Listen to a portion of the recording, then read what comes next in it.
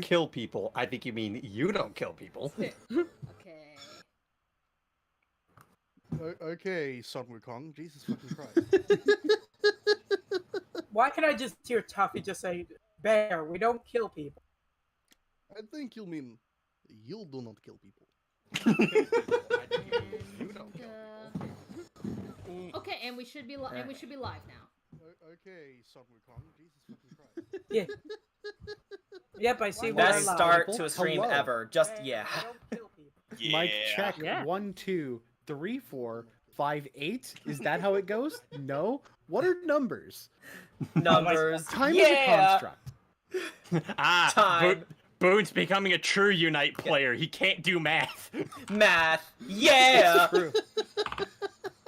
No. Math, our #1 weakness. It's also the weakness in Curse of Strahd. Yeah. Math be everybody's weakness. To be fair, in this campaign, it is a weakness that the DM can exploit. Anyway, hello. Yeah, it's like we still. I'm going to dread I like this. that. We still got a couple minutes before we officially start. Oh yeah, Boone. I made some cute little quotes for each of the guilds. The thing is, it doesn't really fit with the other guilds to do like a rhymey thing, except maybe like if you're a bard, but then everyone looks at you and cringes. Yeah. Because they get secondhand embarrassment. Oh no, not as I can picture. I could picture Bear saying not Azorius, not glorious. Probably not. Yeah, Just because I have an easy time picturing that being said in a Russian accent. Yeah, that's fair. he could probably be told it, and then maybe he'll throw it out there. But I don't know. I'm not Bear, so I'm not going to presume anything Bear. about someone else's I feel like character. somebody could accidentally go, you're not Demir, get the fuck out of here. It's like another person's like, did you just rhyme at me? And then the Demir person goes, fuck. Yeah, let's leave. I think we should leave the guild characterizations to our DM. Hey. Fuck. Nakagori, You just die rhyme already. it there. Fuck. God fucking damn it! Alright, I forgot I dices put a have been set of my blessed. tiny dice in here. Oh yeah. Somebody give me a color. Gold or Blue. silver. No, Gold. I wasn't. Damn it! I wasn't done yet. Those aren't colors, those are metals. Calm down. Let me say it. Gold or silver. No, Gold or silver? Gold. blue. It's No, like, baby. I will fucking pimp slap you. It's like, your team shiver. Okay, I'll Blasphemy. Yeah, I'll pick gold. Good. Team. It was the one I heard. Yeah. Team Fry. Yeah. Yeah, it's like, yeah, as you can see, I am the only one who's actually playing the goddamn Splatoon 3 demo. Well, sorry, I'm not a fan of FPSs. Doesn't mean I don't like it. It's just it's not on my Splatoon isn't to-do an list. FPS. It's a It's a third-person 3 shooter. PS. Well, it's not even just. Is it called 3 PS? Yeah, that's how you know I'm not a fan of the genre. I can't remember the actual name. Oh shit, I needed to get to my I character have sheet. played. Fuck. I have played my fair share of Density. Well, Jordan, you should try good for you, Ratchet but I and Clank. haven't. You should try Destiny, Ratchet and Clank so and good. cry. Yeah, I know. I purposely said Density. Yeah. It's like, that being said, Jordan. A that's lot of like, people who play the game say density as well, so don't worry. It's like, that being said, Jordan, that's like. If, To be fair, they're not doing it on purpose. They're just Yes, they are. Oh, okay. Well, yeah. Okay, what's up, Anyway. man? As someone who plays a lot of Destiny, yes, they are. Some of them are knuckle draggers. So like, Some of them are Titans, okay? Some of them are Titans. It's true. So, what class do you play, Boone? The roguey one, I haven't played in a while. You have I made the wrong choice. Oh my. How could Oh, you God play a forbid for hunter? him making a choice. How could you play a hunter? Is Because it maybe he that likes I play? hunters. Let me look him up because I haven't played in a while. Hunter is the one with the multiple jumps and the bow. That sounds interesting. To be fair, I don't really use a bow. Unbelievable. Hunters are listed canonically the most agile of the Guardians, but they're the worst at parkour. They're the worst Like- at what now? At parkour, jumping puzzles. Their jump just does not help them.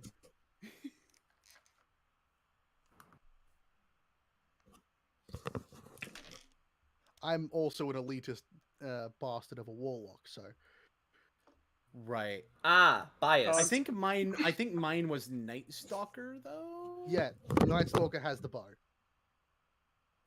Really? Yes. Well, No, I remember using the staff. The staff is Arcstrider. Okay, then that's probably the one I am.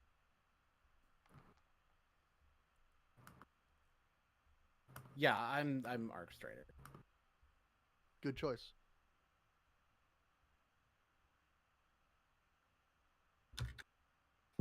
Comes in from the sneak and kills you. You don't Nothing get to go personnel, invisible when kid. you're an Arcstrider. I know, but still.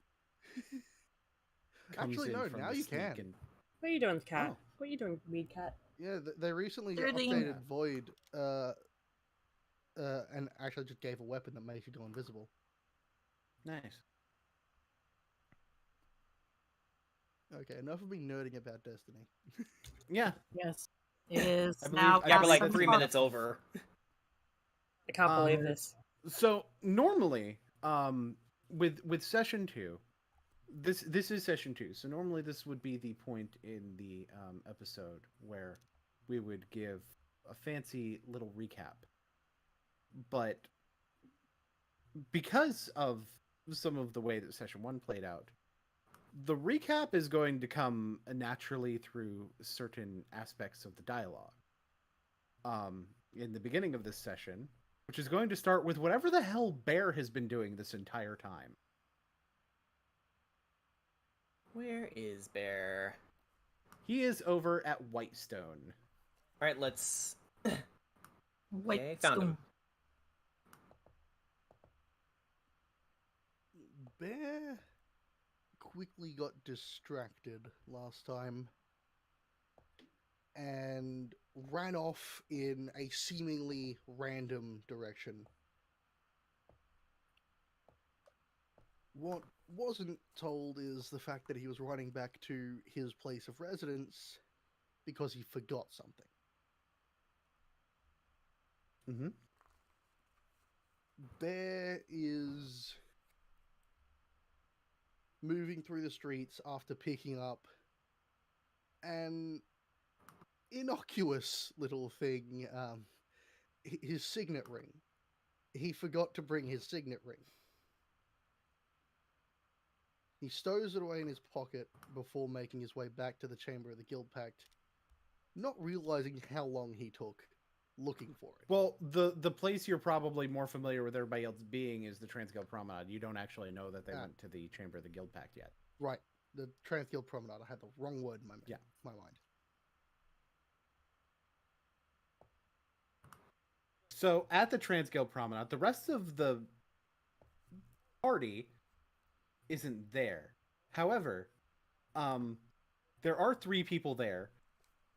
Connor, the lizard folk, who is the Simic representative alongside Badrinus, is there. North is there eating a burger. And the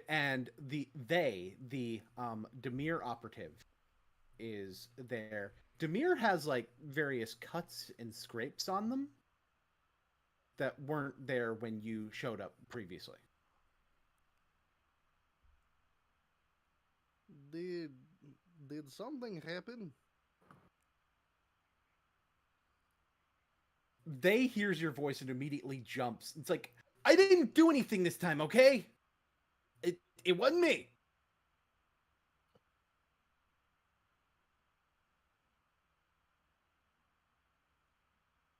Why are you afraid of Bear? If you are afraid, that means you have done something wrong. You've arrested me before.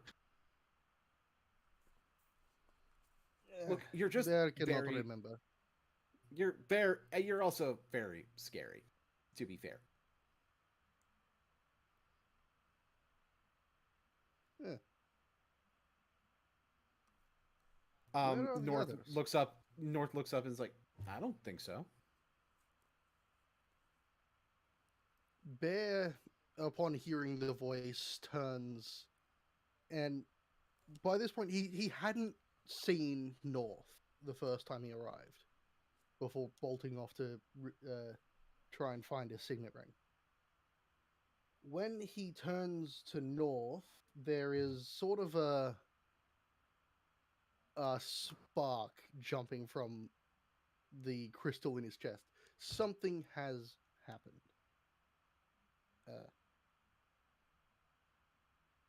What is your name? He looks over. It's like, sorry, I'm North Aorca. I'm from Selesnya.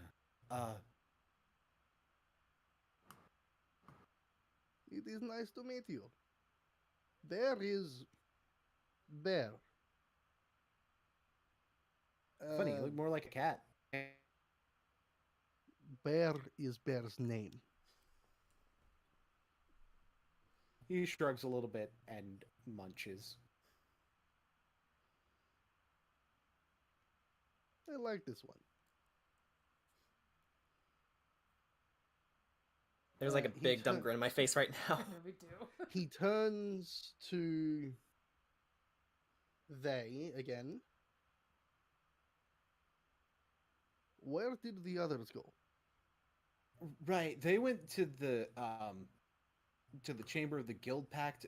They wanted to talk to Nib Mizzet about something after the investigation that got started. I got some information, didn't really help. But, nah. Sometimes you swing and miss, you know. So they have gone to Chamber of Guild Pact, yes?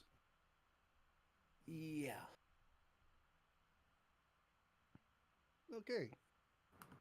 Bear will be back soon. Goodbye, Okay, North.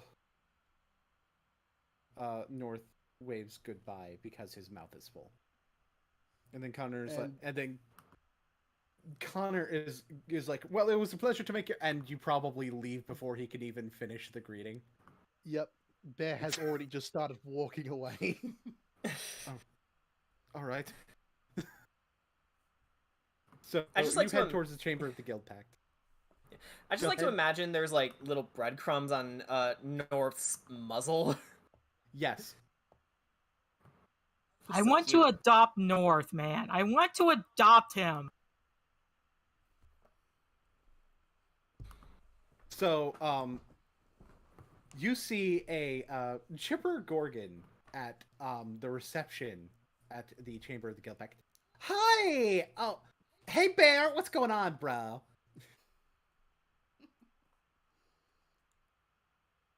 This is Becca. Oh no. Ah, yas, queen, yas. Like the way you said that, it's like, hey, good to see you, bud. Buddy. Bear is quickly essentially hit with whiplash from that voice. Hello, Becca. I need to see Niv Mizzet. Oh, sure. Your partner was just here with a bunch of other people a little while ago, actually.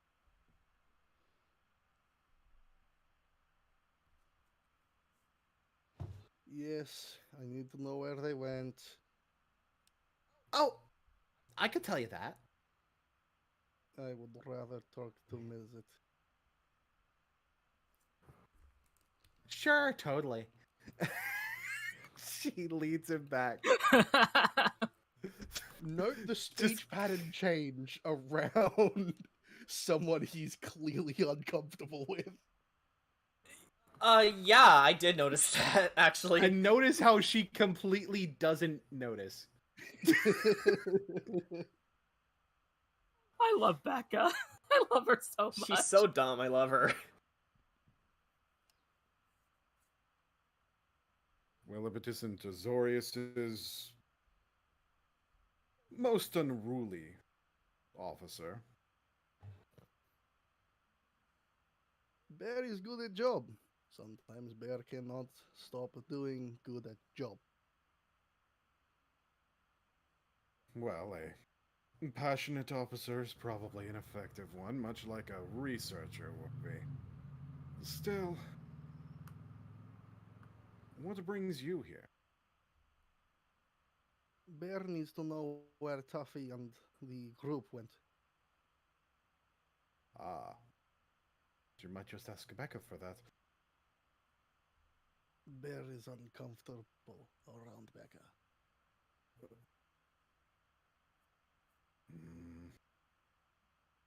I can kind of see that. Wow. Shade.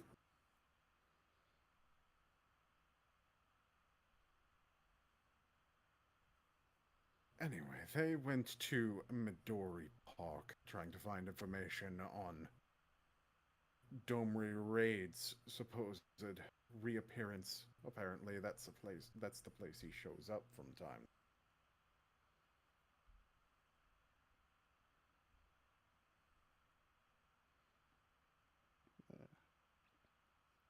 Okay. Time to go and check Midori Park. Hopefully, they are still there.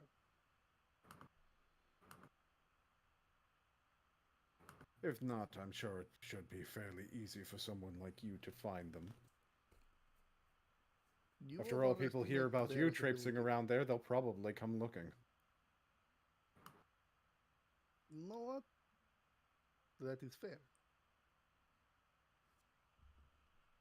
So long, is it? He leaves Take without care. another word. Okay, bye! Okay, bye. Please tell me Bear quickens his pace after he hears that. Yes, he does. Yes! That was like such like a sideshow Bob grind just there, just. Like- So, Bear makes his way over to Midori Park, and he does find the gang there. He also finds a dead Boros soldier. Dun dun dun dun. Well, the fuck Have did we Steve? all noticed the soldier at this point? Yeah, Yeah. have we all Okay, converged cool. at this point? Alright. Yeah, Yeah. thought so. Well, the fuck Do we did notice Steve? Bear? Bear! There you are! Hello, Tuffy. Been a Bear while. forgot his ring. Greetings, Bear. You are Alfrig, yes? Indeed, I am. And I can't seem to move my token. Hang on. That's weird, your token was moving. Yeah, like, it was Give me moving, good but idea. the map was moving with it. So, Oh, I just had to do a refresh, so that's fine. Very odd. that's crazy. Ba-ba-ba-ba. Okay, I can still move. There we go. Yeah, it's like both properties fused. It was weird. Anyway.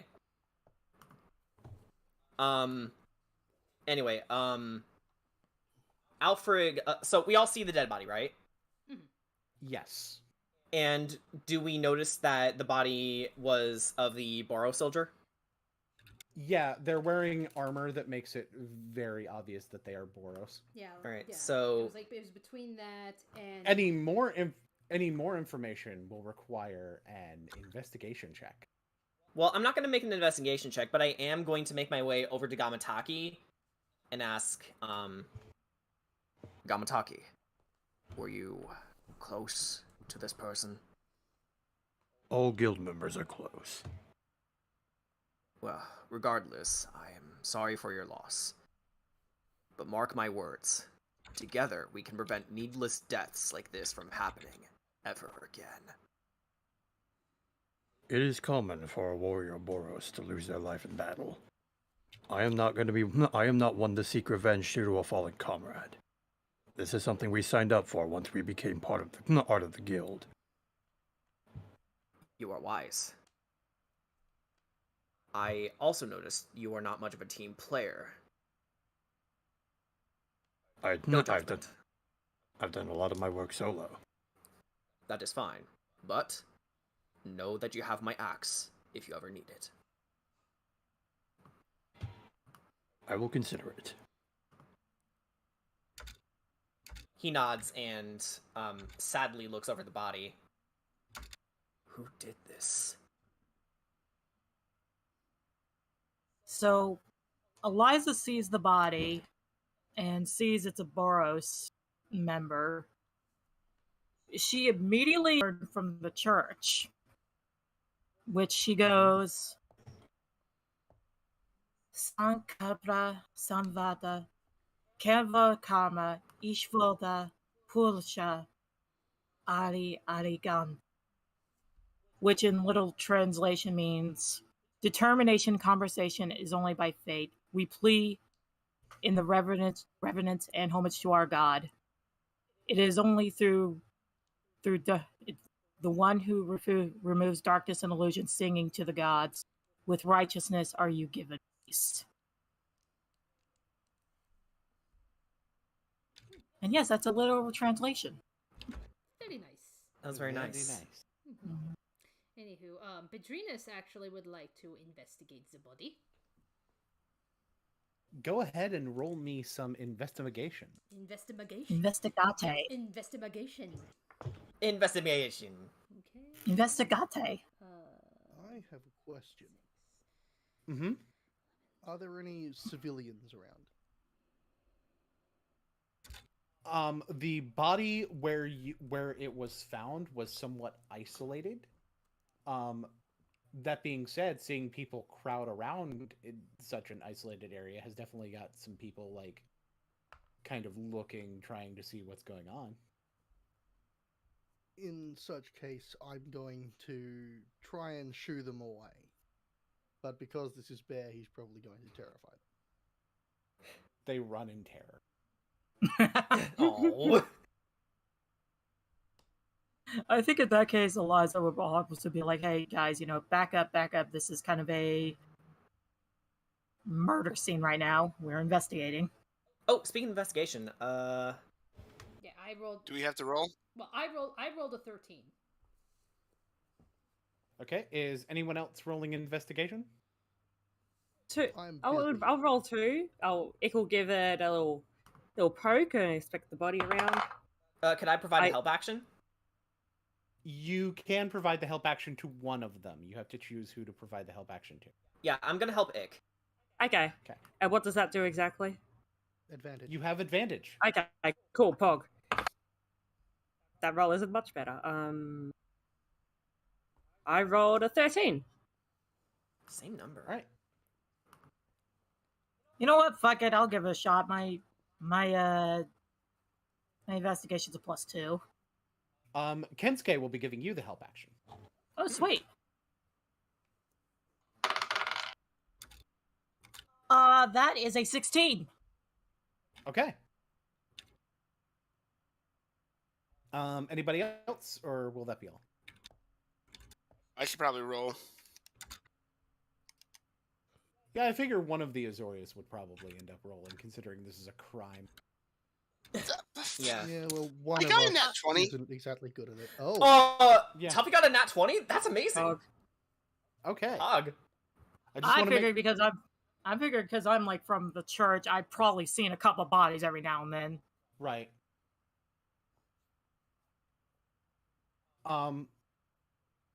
I just want to make sure that nobody else is rolling. So, Gamataki, are you gonna roll investigation or no? No. Okay. Yeah, and I already helped out, so I Yeah. abstained from rolling No, by you're default. you're good. Yeah.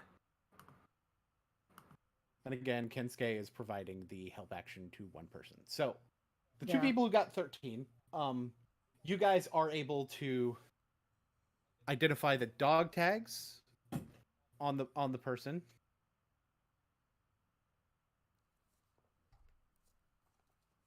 And I'm going to put her name in general. Tana Summersmore. We will have Gamataki roll in relation to that name in a moment. Alright. First, I want to resolve the rest of it. For the 16, Eliza, you and Kensuke. First of all, Kensuke seems to have experience with dead bodies as well. That's weird. But Mhm. anyway. I wonder why. But you guys happen to pick up on the fact that there are claw marks on the body, which is a particularly unique thing. Right. Claw marks. Yeah. Hmm. How deep are they? How? Yeah, because like if it's like light scratches, then or is it like really deep gashes? It's fairly deep gashes. In fact, you think that the killing blow happened to be one near the neck. Ugh. Yep, Look at the jugular. Well, whoever did this, they definitely went for the throat as the killing blow. Now, Tuffy, for that natural 20, I am going to give you the hardest piece of information to pick up on. In those claw wounds, you do notice there does seem to be because you have enough experience with dead bodies as well, being a cop and like investigating wounds. You can tell that there's something other than blood running along these wound marks. You're not sure what it is, but it is definitely some kind of foreign substance. Your best guess would be some sort of poison. Could I identify the poison? Would I have to make another roll for that one? Okay, I would. There's like trace amounts of it, and do you have a tool that you're proficient with that would be relevant to this? I do have Mage Hand that I can actually scrape the poison off with. That way I don't have to touch it. Actually, yeah. Hold on. Hey. Look, everyone, look closer at this. Do you see anything? Because I see something else other than blood. With you pointing it out, they are able to identify that there is something else other than blood. Yeah. It This smells the intrigues Al. Bear is still not looking. I do need to ask if anyone has like proficiency in an herbalism kit or something like that. A poison. I can herb A poisoner's alchemy. kit, herbalism kit. I do have a herbal kit. You have proficiency in herbalism kit? Okay. Yes. Yeah. I have think a Ig pointed herbalism it out kit with too. me too. Cool. Okay.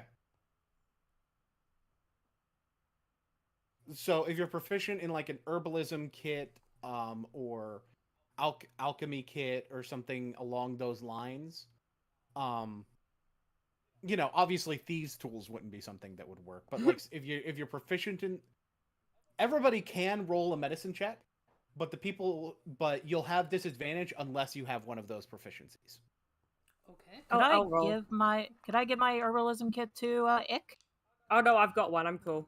Okay. Wait, I guess I keep it. I know. Like could I perhaps maybe provide a help action, because I do have some proficiency in medicine. You can provide the help action to somebody. Yes. Okay. Actually, a question. Seeing as I'm a grung and our skin is like naturally like poisonous, would Gamataki like know that this is poison? You would know that it's poison, but you would not know what kind. Fair enough. Yeah, that's totally fair. Ooh. And the reason I ask for the kit or the proficiency in the kit to prevent disadvantage is because otherwise you're kind of eyeballing it. Yeah. Ick, decent roll. It wasn't a great roll, but I've got a lot of medicine juice. Okay. Does anybody else have a roll on this medicine check? I rolled 2. I'll try, I guess. I do have a herbalism kit. Okay, so Eliza, you will do so normally, depending on, or with advantage if Padrinas is giving the help action to you. Tuffy, I don't think you have some kind of tool that will help you analyze this, so it would be with disadvantage. All right. Okay. So Padrinas giving me the help action. Yes, I will help. I will help out Eliza. Good thing. Actually, is there anyone I could help instead of roll? There you can help people instead of roll. Yes. Okay. Am I able to help? Ick. You Ick could already give made. Ick... Well, Okay. you can still give Ick advantage. I'm saying it's not too late. I'm saying it's not too late to do that since. I right. had advantage already. Do I just roll again, or like double advantage? How did you have advantage already? From the herbalism kit. That doesn't give you advantage. That prevents. Alright, that's okay. Disadvantage. Okay. I'm helping. Oh, I'm sorry. helping. I thought you said that it did. Never mind. Then I guess I had advantage then. Yeah, I guess I helped Ick already. Yep. Yeah, sorry, I misunderstood. Yep. Okay, that's Whoops. fine. I'm aware that it sounds a little confusing, so. All right. I just got a smidge higher than Ick, but that's okay. Okay. It's not a competition. I know. Both of you are definitely able to figure out that it is a poison known as Withersbane. Withersbane. Yes. Withersbane. Which is a poison that is known to be used among the Golgari mostly. Ooh. Huh. Does anybody can have do like Does anybody have a jar or something? Hold on. Ick will see. Would there be a jar in one of Ick's like herbalism kits or alchemist supplies or not? Yeah, there would be. I would say it makes That's sense. part of the reason it makes it to where you don't have disadvantage, is because you have proper tools to do this analysis. So what I'm gonna do is, what Eliza's gonna do is that she's gonna use Mage Hand, because technically she's not touching the poison. Is that she's gonna use her Mage Hand to scrape up a little bit of that poison and put it in the jar for more analysis later. So did you or Ick relay this information to us yet? Yes. Okay. Eliza did say Withersbane. Ick didn't, but Eliza did. Okay. Did you specify the Golgari part? Yeah, well, I imagine she's familiar with the poison, given who her guildmaster is, but she doesn't know that the Golgari used it. Okay, so you don't know that? Ick The didn't thing, do it. Ick definitely knows that it's a Golgari, a primarily Golgari poison.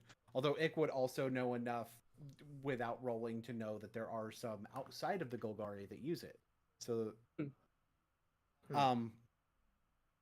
that being said, Eliza, you can roll a history check in order to know that it's primarily used by the Golgari. All right, history. Okay, my history is a +3, so let's go. Altogether, that is a 13. Okay, I'd say that's enough to know that it's primarily Golgari. You don't really know about it being used outside of Golgari, but you know it's primarily Golgari. So this is a anyone else? If she's saying it, then what I'm about to say doesn't matter. So go ahead. This is a type of Golgari poison, isn't it? Golgari. Oh, not always Golgari, but usually. Ick didn't do it. That being said, Gamataki, we're getting back to you now, since we have the name of the person. I want you to roll a history check to see if you might know what Taina's current assignment was. Alrighty. Okay. 17.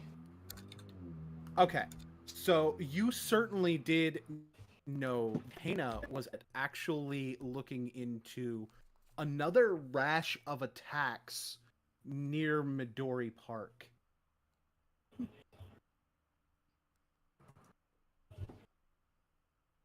But this is the first time that a dead body has come up in those.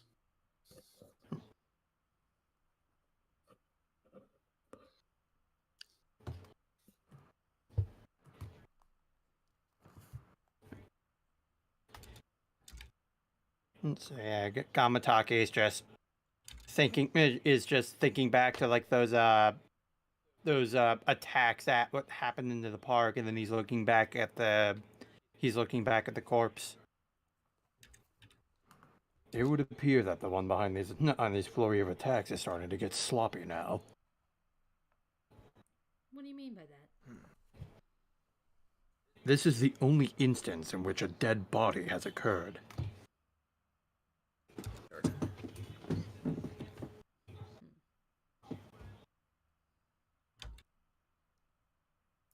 Well, if there were other kind of attacks, like what kind of attacks are we talking about? Are we talking about just like muggings or? More than likely muggings, perhaps muggings more than likely, probably just keeping people from an inch to their lives.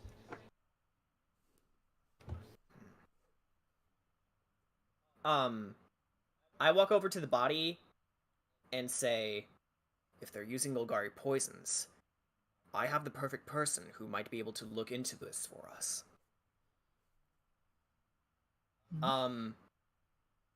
He looks to the rest of you and says, my nephew, Finn Hazelace. He is a doctor in the Golgari swarm. If we had him look over the body, then we could find the precise means of which the poison was delivered. Obviously, we know how this soldier died, but the motives, the intent, I believe he could help us provide the answers. Speaking of him, Eliza's looking over the body. Like I said, being from the church, is the body still warm or is it fairly cold? It is somewhat cold.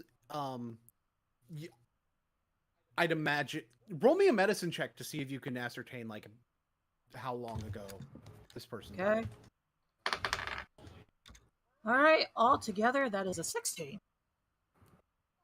You wager that it has been several hours at the least. Well, whoever did this, he struck really hard. Body's a couple hours old. Which means either the body seems intact. Nah, but I'm worried that the killer might still be around. Eliza's like kind of gazing back and forth.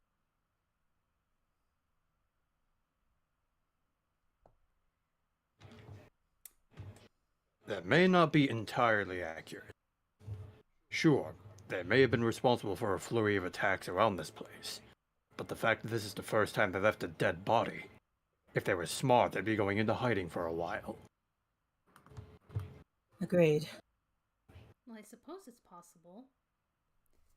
But however, you do hear stories of, criminals returning to the scene of the crime. With that, Eliza definitely looks up at the kind of the crowd, which she's which are as far back as possible at this point because of because of Bear. But yeah, that's we probably poison, you say, I guess. Wait, yes, wait. this is. Wait, my cat's stealing my dice. Oh no, Sterling! No, Sterling, you're breaking the immersion. Sterling was the killer.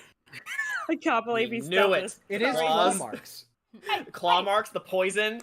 You dipped your claws in poison, didn't you? Duffy, Bear remembers Lionel wanted to know about Golgari activity. Do you remember this?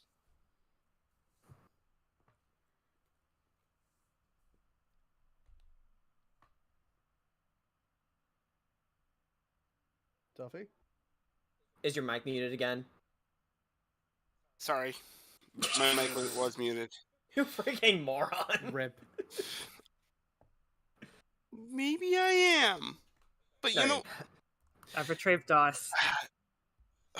Thank God. Can you repeat the question? I forgot. Commissioner forgot my Lionel answer. wanted to know about Golgari crimes coming around. If this is a primarily Golgari poison, perhaps he might want to know. True. Y'all don't mind if we go? Oh, first, who's taking the body?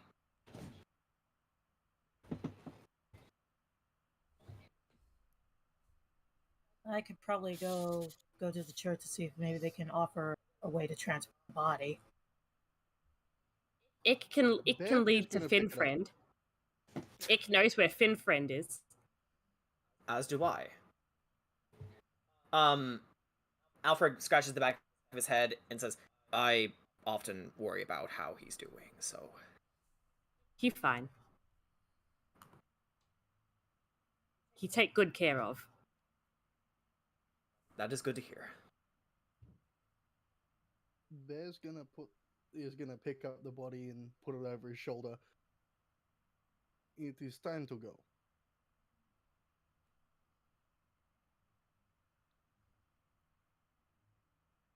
Indeed. Right.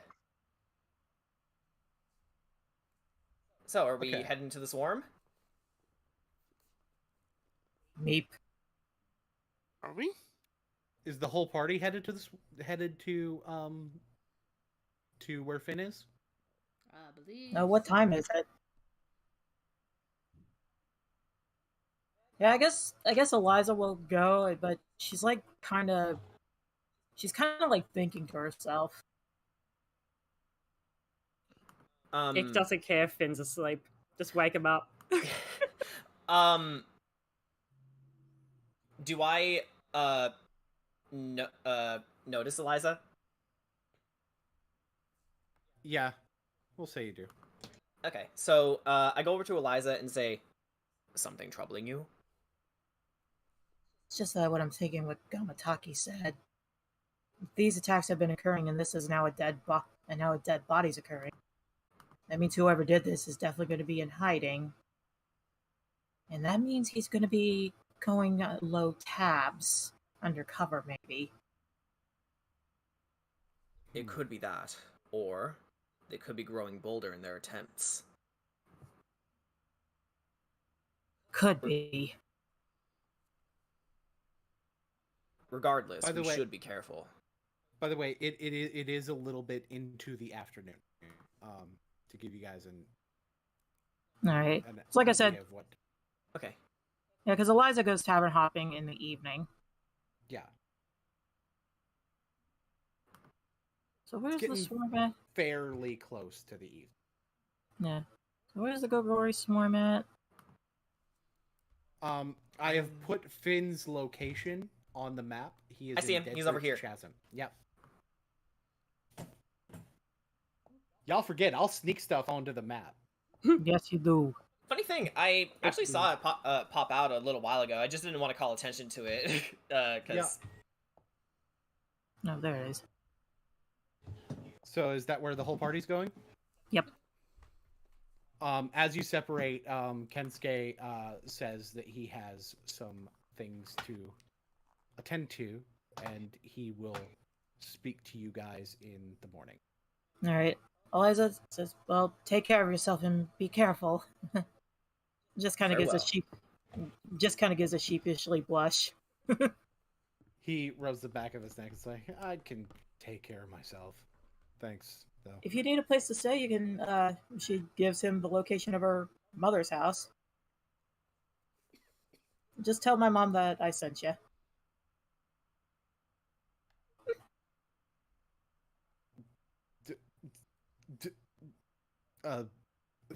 Thanks. He is flabbergasted.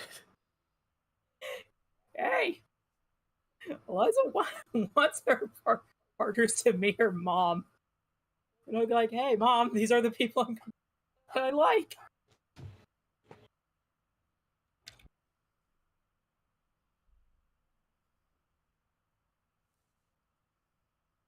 Anyway, the Gagori swarm. So you guys head into Deadbridge Chasm. You guys definitely get some weird looks, cause like you've got like basically 3 cops. Most of you look like you don't belong down here, basically. Oh yeah, Eliza stands out from the stands out. Yeah, I think only one of us really belongs here, if we're being real. It looks normal down here. A snake man walks up and is like, "What are guys like you doing down here?" It is none of your business.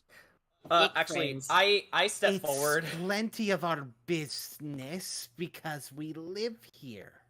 I step forward and say, "Please, friends. Hello. Is Dr. Hazellace here?" All right. You're the Alfred Soulstone. Right. I'm a slithery little Indeed. snaky snake. We have brought a corpse that we wanted him to look into. Might we come in?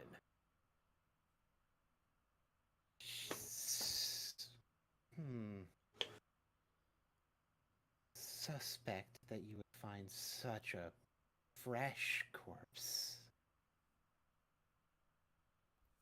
It's a few hours old. We appreciate how odd this must be, but we figured someone with his expertise could be invaluable for our investigation. Yo, Sivarek, don't... It's cool. It's cool. Sorry, guys, don't worry about him. He's paranoid as hell. So we can say. Uncle Al! Hello, Finn. How are you? I'm good. How are you? Well, trying to do better. Eliza just side-eyes Galfrey. He looks over to Bear and says, "Bear, might you present the subject to him?" Bear carefully lays the body down.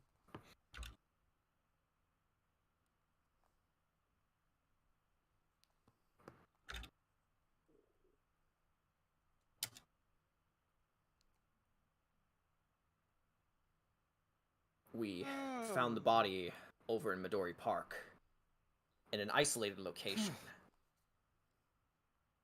Come on, bring him in the lab on the table. And he escorts you into his lab, which is basically a coroner's office. There's also samples of poison that we've gathered from the body as well. Okay. He starts examining this, like, yeah, and like it doesn't take long to figure out some things. It takes like maybe a few minutes with like his much more proper lab tools. It's definitely better stuff than what you guys would be able to have just out on the street like that. It's like cause of death was definitely the claw marks. And this is the poison? Yes, Eliza presents the sample that she gathered from the body. Yeah, I can tell just by looking at it, it's Withersbane, but there's something weird about it. How do you I'll mean? have to study that more to really know, but like it's different from normal Withersbane. Also, if it's claw marks, normally if a creature would have claws, they wouldn't be applying Withersbane to their claws. It would poison them too. You think it's a like some sort of contact- instrument? Possibly. See, Withersbane is a contact poison, not one that you have to actually cut in order to get into somebody.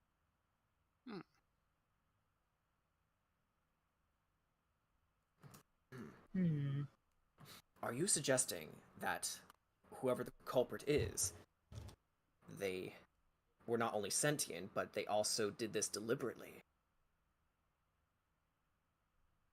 Very likely so, yes. This is troubling.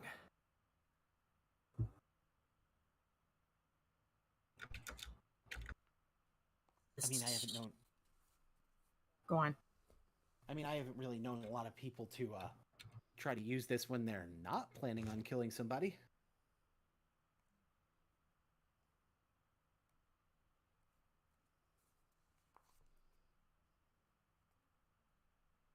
And yeah, troubling is definitely a word I'd use.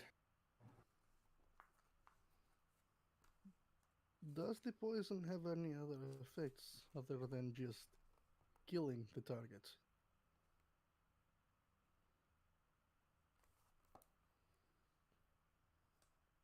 Well, it tends to cause suffocation.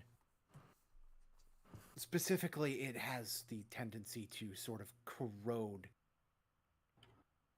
someone. I would imagine if they're trying to get this inside of someone, they're trying to hide the corrosive effects of it rather than having it happen on contact. It's called Withersbane because it withers someone. It Why basically apply a poison like that when the wound to the neck would be more than enough to kill?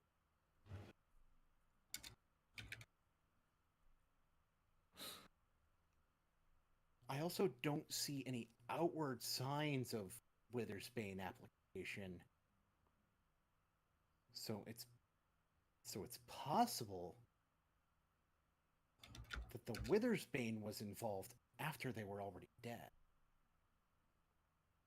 Perhaps somebody's trying to cover up their tracks by using the Golgari. Possible. Or Either this way, was I'll a have to... diversion. Yeah, either way, I'll have to test this to figure out what's so different about this. Because this is definitely not normal Withersbane. Figure that out, we might know who did something like this. And I'll test internally for signs of Withersbane rot. Very well. Thank you for your help, Finn. Sure, not a problem, Al. Anytime. So Al can smiles. it be? So can it be Can you put it on a glove? Like almost like dip your hand into poison. Dip your hand while with the glove into poison, but not have it be in the poison. But not have your hand be in the poison. It's the glove. Well, as long as the glove isn't made from organic material. Okay. These...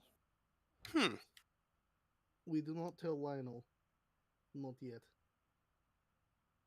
Somebody's do trying not? to Somebody's trying to frame the Golgari for something.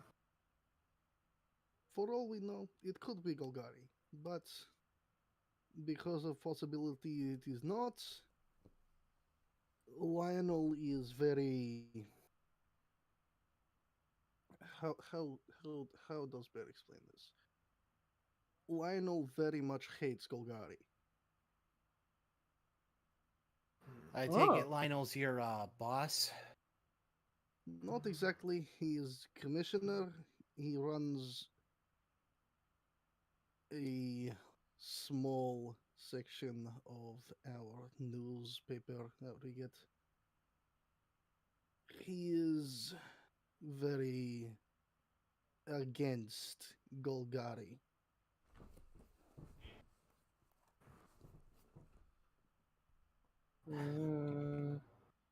So, Tuffy, we do not tell him about this. Do you understand? For once, it's time to break protocol.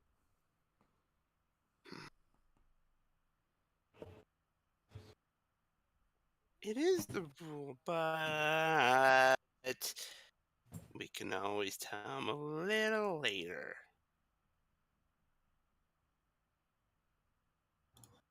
Sure.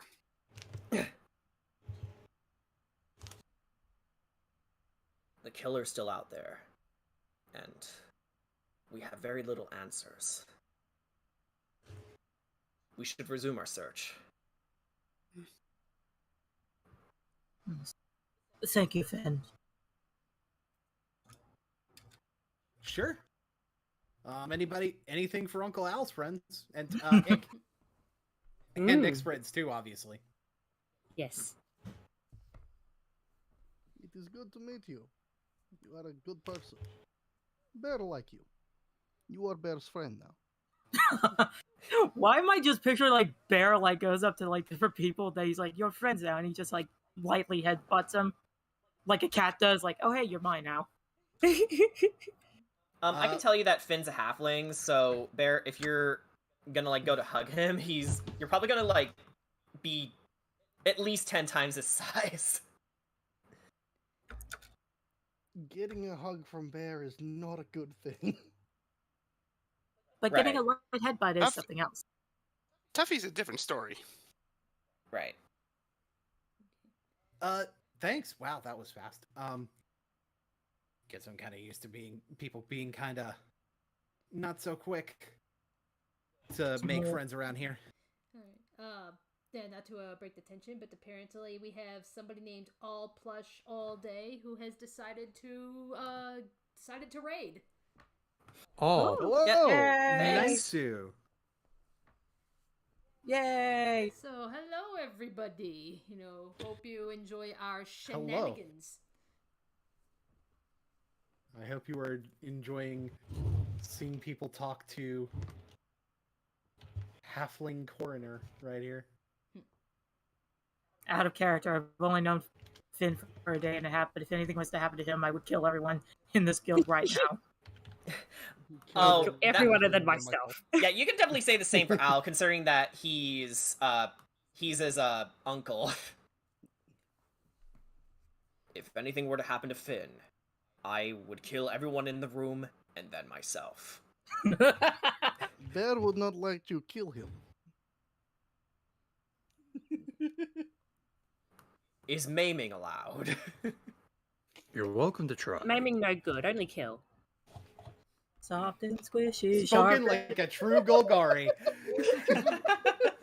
Perfect. I hope we get to my Maybe guild. isn't good enough. They have to die. I hope we get to my guild next. That's gonna be fun.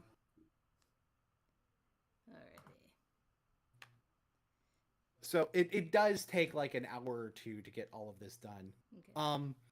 You do, Eliza, during all this, you do notice that Severus is outside the door, and he does seem to like glance in your direction from time to time. Snack. Eliza just kind of keeps note, kind of watching.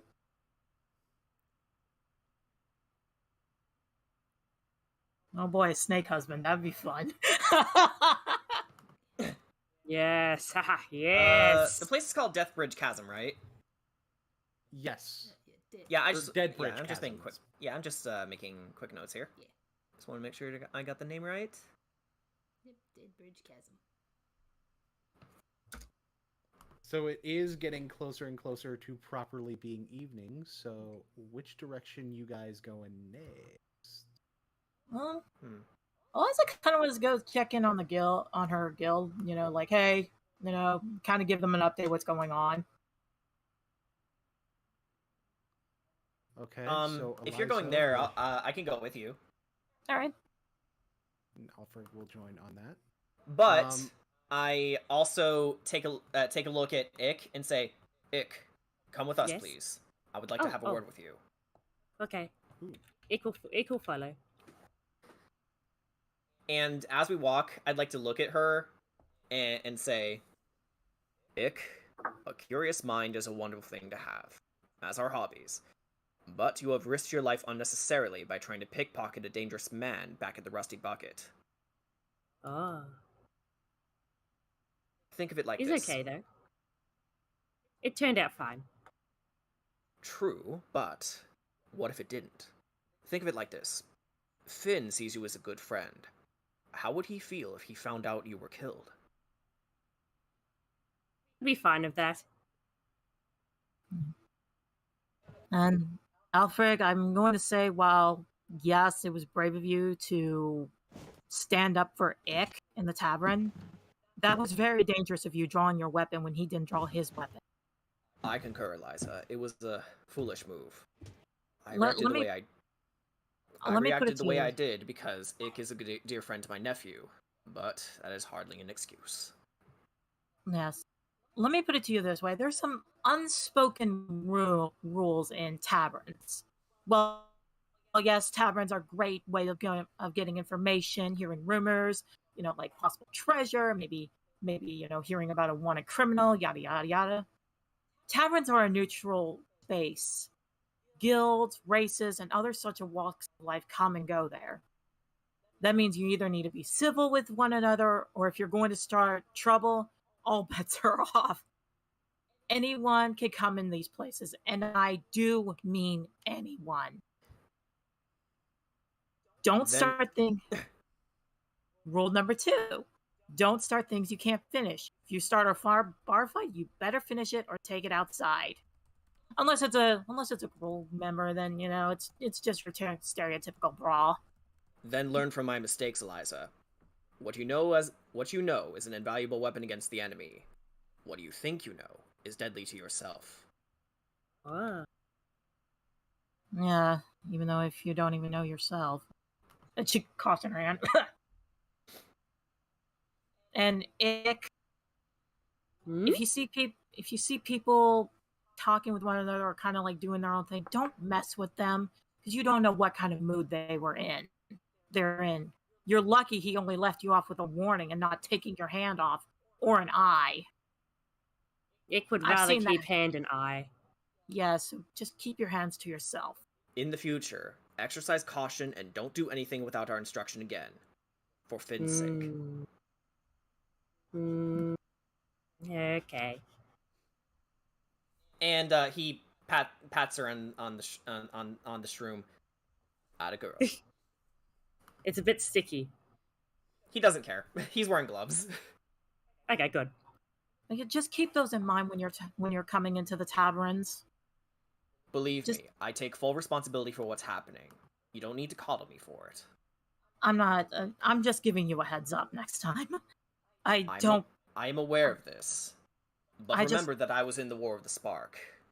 I've had to make a few on the brow decisions here and there. Not many of them good.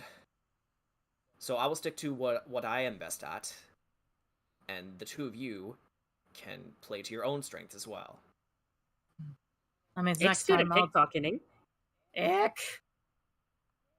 please, baby girl, I don't want to see you hurt. Neither do I. Yeah, and as soon as Al mentions the War of the Spark, she kind of like... Eliza closes her eyes for a moment, just thinking, before snapping back to Raleigh. Okay. Eyes closed. I want you to roll a D100. D100. Okay. Which one's that? Okay. Oh no! My God. Okay. Phew. Wait, do you have a D100? I use one of my triangle dice and then just like add a D10 to it. Like, can't you just do it in roll 20? Yeah, you can do it in roll 20. Okay. There's a little sidebar thing which looks like a dice. You sort of hover over it and it has a few dice on it. That is a 9. Wonderful. Oh boy. So, as you have your eyes closed, you can actually see a like brass looking dragon in front of you with very familiar looking horns. People know those horns by this point to be the horns of Bolas. I imagine you didn't directly see Bolas, so you wouldn't know for certain that it's Bolas, but it looks like it would have been. And from seemingly you, as you're witnessing this in your mind, a clawed hand reaches out. Yeah. Speaks. Nicol Bolas, I banish the both of us. Ready? I will write And that then down. everything goes white, and then you snap back to reality. Eliza, what is it?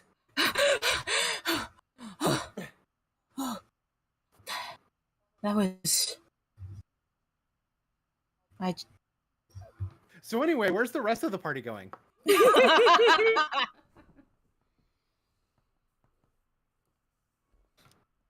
Alright. Oh yeah, the rest of you are over by the Deadbridge Chasm.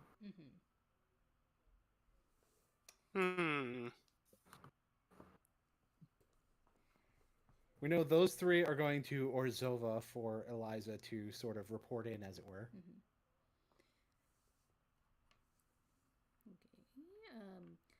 I'm thinking I'd like to maybe check in on the bookstore that I work in and possibly see if maybe we happen to have any books there that could possibly have some information we can use. Sure. I believe your bookstore is somewhere over in this direction, near Zonut 7. Zonut 7. Okay. Near the university. Other side of the map. Okay. Way over to the left. Way over to the left. That leaves Tuffy, Bear, and Gamataki. What are you guys doing? Bear is going home. Bear is tired. Bear is taking nap. Bear has to make dinner. Bear is going home. We'll come back to that. Tuffy, what are you doing? I'm gonna be over by the 10th District Plaza. Okay. You go ahead and move over there. I have something I need to...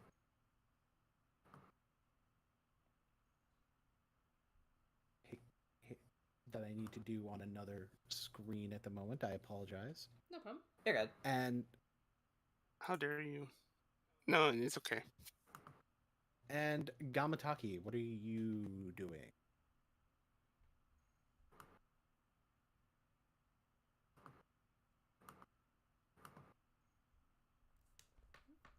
Gamataki. He Is on Gamataki mute. here? Realm, your mic is muted. Yeah, he is on the mute. Oh no. Yeah, he is. Usually, I'm the one that's muted. What the?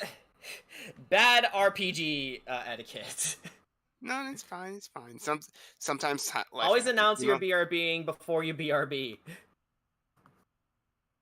In fairness, like things Well, happen, you know.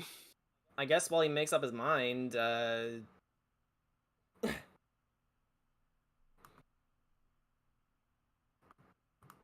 Out of pocket. We will actually go to Bear. Ooh, okay. Bear. Oh, there's. Bear. To the right. And the thing is, Bear, you see this while on your way home. Oh boy, what does Bear see? I want you to roll a perception check, actually, for how much of it you see.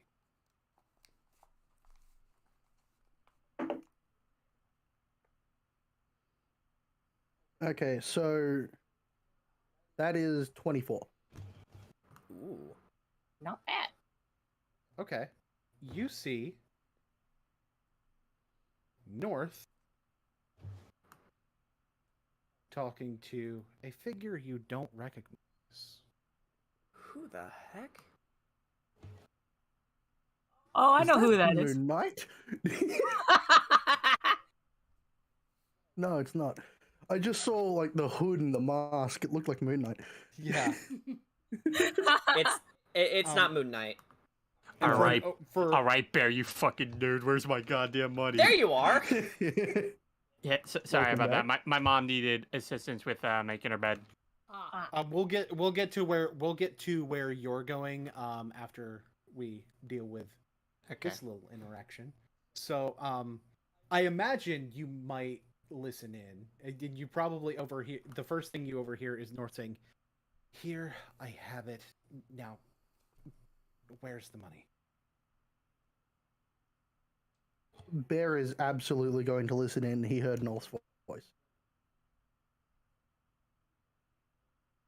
So you do notice this figure out of the cloak that he wears. He pulls out a bag of gold coins and hands it to North. It's like, been doing quite a good job. Don't fucking patronize me. I hate the fact that I'm doing this in the first place. Well, truthfully, you don't have a whole lot of choice, do you? And the figure walks away. If I can switch to the right fucking layer. He walks away. Yeah, you get used to it after a while. Yeah. And then North turns around and sees you. It's like, oh. Hi. Bear is going to make dinner. Would you like some? Oh.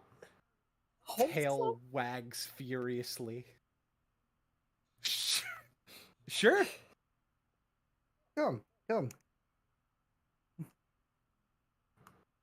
And he leads North to his home, lets him in, and then locks the door behind him. Who was that?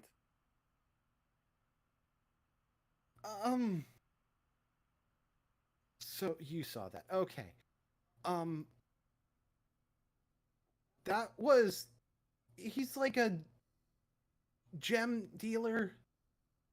I've been doing some work for him for some money.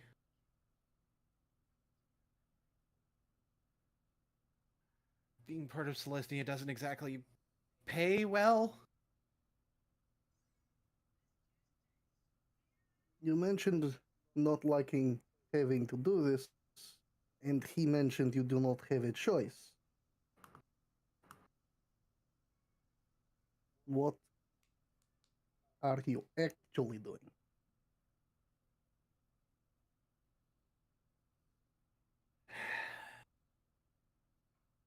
He kind of like slumps his shoulders. It's like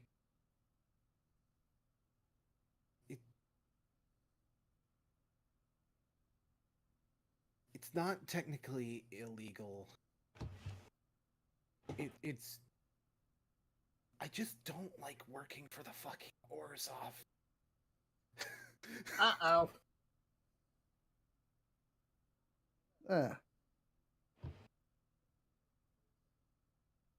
I haven't signed anything. I'm not that stupid. But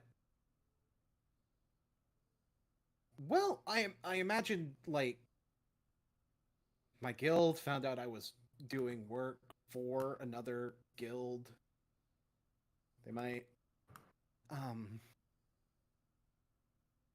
take exception to it.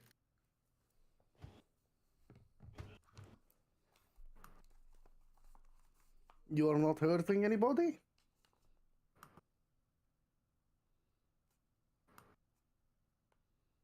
No, I'm not. Well, Mr. Risk has like taken exception to the fact that I avoid it, but I'm not. All is good. And then he unlocks the door. It is time to have dinner. Insert trope easily forgiven here. It's not exactly easily forgiven. It's just that Bear was worried that North was in trouble. No, I get it. It's just that was the first thing I thought of. And on that night, Bear made a very nice sausage casserole. Ooh. You have found your way into North Salt Heart. And I will say, from an out-of-character perspective, oh, don't worry, he is. But anyway. Oh, he is in trouble. However, Bear doesn't know that yet. Yeah. Soon as Bear figures that out, someone's probably gonna die. Yeah. To be fair, and North not gonna be pretty. And to be fair, arguably North doesn't know that yet either. But you get the impression he's being 100% honest about all of this. Yeah. You get the impression that he doesn't know what lying is. Oh, he's so pure. I love him so much. Honestly, you're not alone, man. I want to adopt North.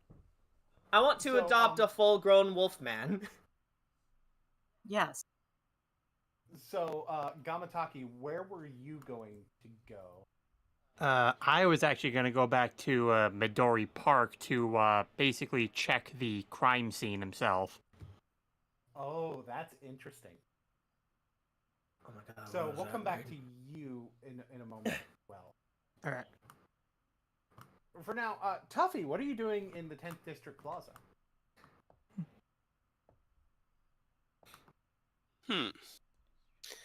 Figured before I went back, I figured I'd go shopping? Or just... It's the whole thing's still on the mind.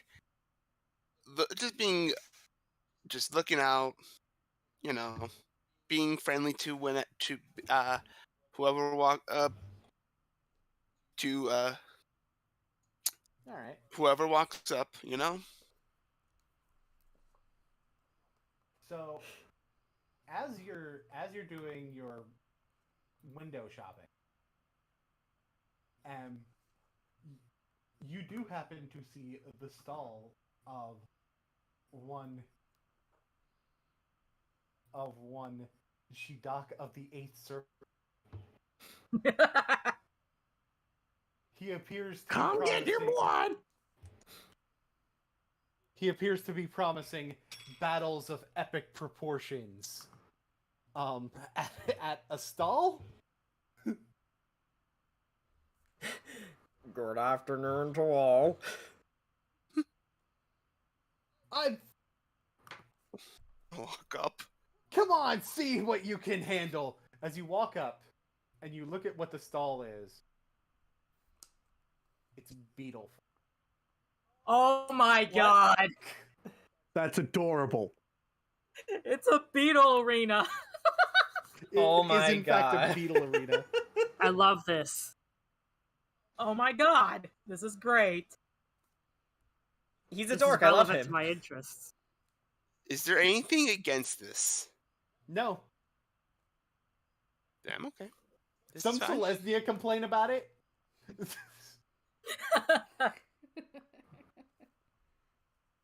It's genuinely adorable. This big hulking man is enjoying a beetle fight. Oh, I want to see the beetle fight too. Listen, what kind of beetles are right? They are mostly Hercules beetles. Nice. Oh my god, I know what that reminds me of. He has one right here. It's like, this one right here is Terraclops. His special move is the Cyclone Twister. He's just a big, massive nerd. This is one of Eliza's chosen husbands. I love it. Yeah, it's find him. But yeah, I want to look at it. I don't know. Excuse me. Is there any way I can get involved? This looks fun. I like fun. Well, my man. Well, my fuzzy-eared hombre.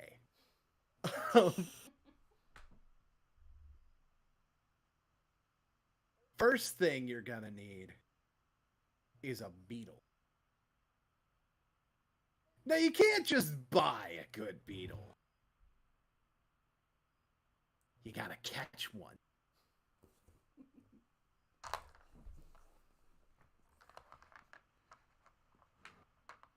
Although catch is not necessarily the term I like to use, necessarily. No, I like it. I like the term catch. Well, you know, you gotta befriend one.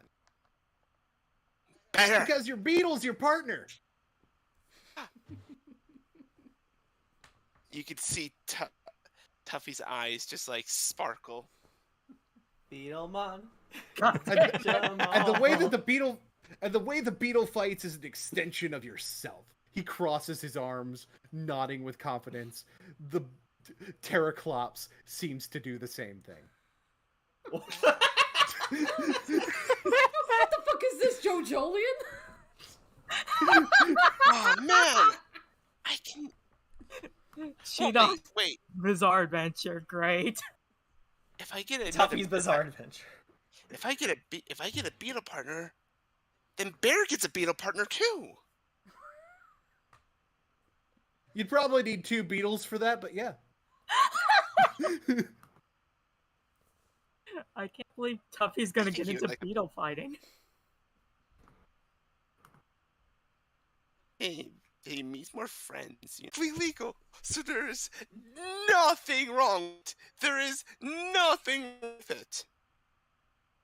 Mm-hmm. That's Some the best Celestia part. people don't like it. Something animal cruelty, something. But they don't. Something. Take care of the beetle, even if it loses. Which he does. Exactly. That's. You gotta be humane. Exactly.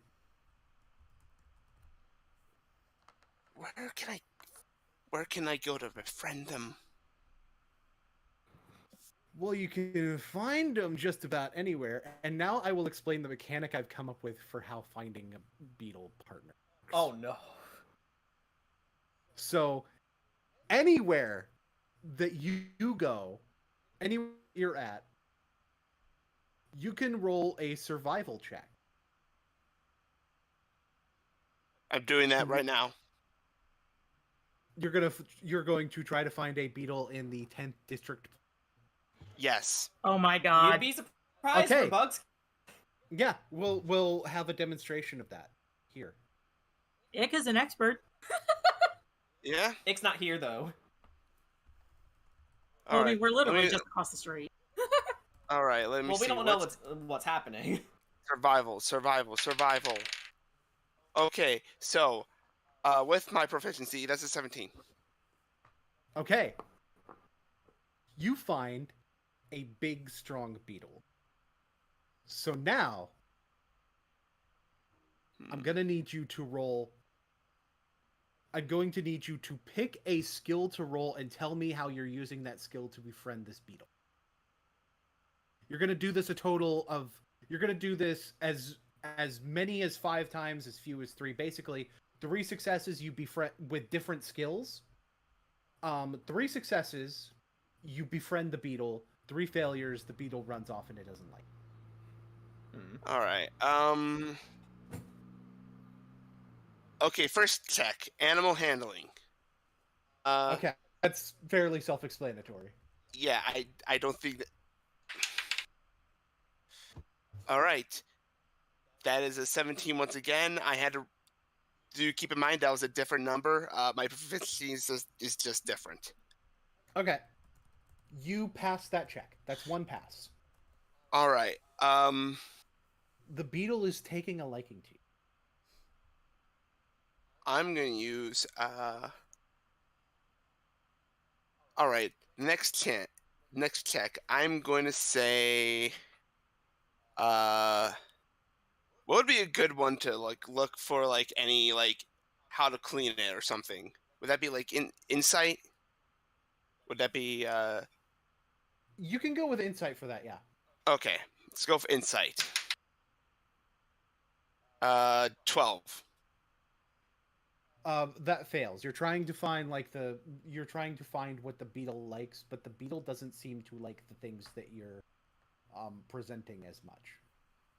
But you know. All right.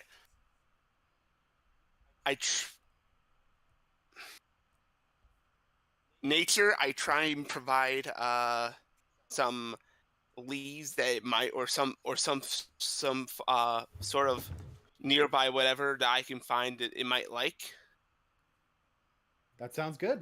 Roll a nature check. I love this Okay, whatever. It's my favorite whatever. This is dirty. That is okay. I said nature, right? Yeah. Okay, 19. That does in fact pass. You find a wonderful leaf or whatever. It's its favorite whatever. You found its favorite whatever. Okay. Next one. Persuasion. I'm praying that I am trying to convince the Beetle to be a part of the guild. To be a part of Azorius? Yes. We will treat you with care and love, and you'll be as much of a partner as everyone else. That is okay. How does a 13 sound?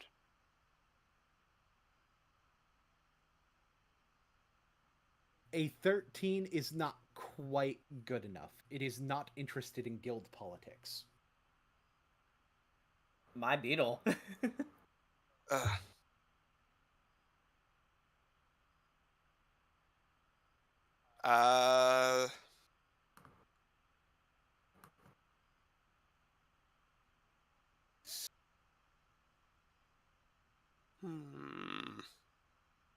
Which one do I want to do?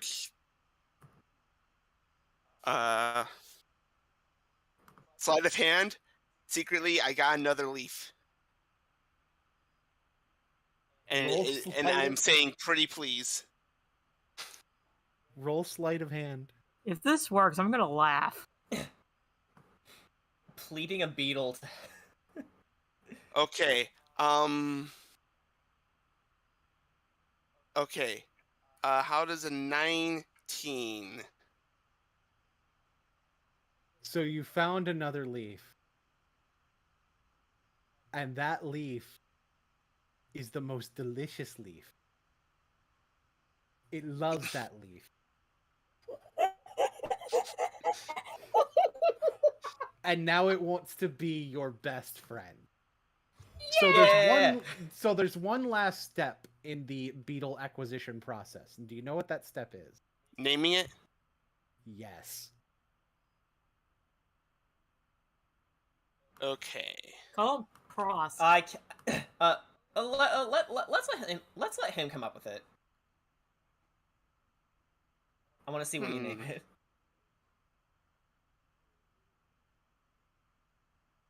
Beetlemon is canon. This is so dumb, but I love it. I have a really dumb idea, but I want to see what you come up with. You like leaves a lot. I'll just call you Leaf. How about that?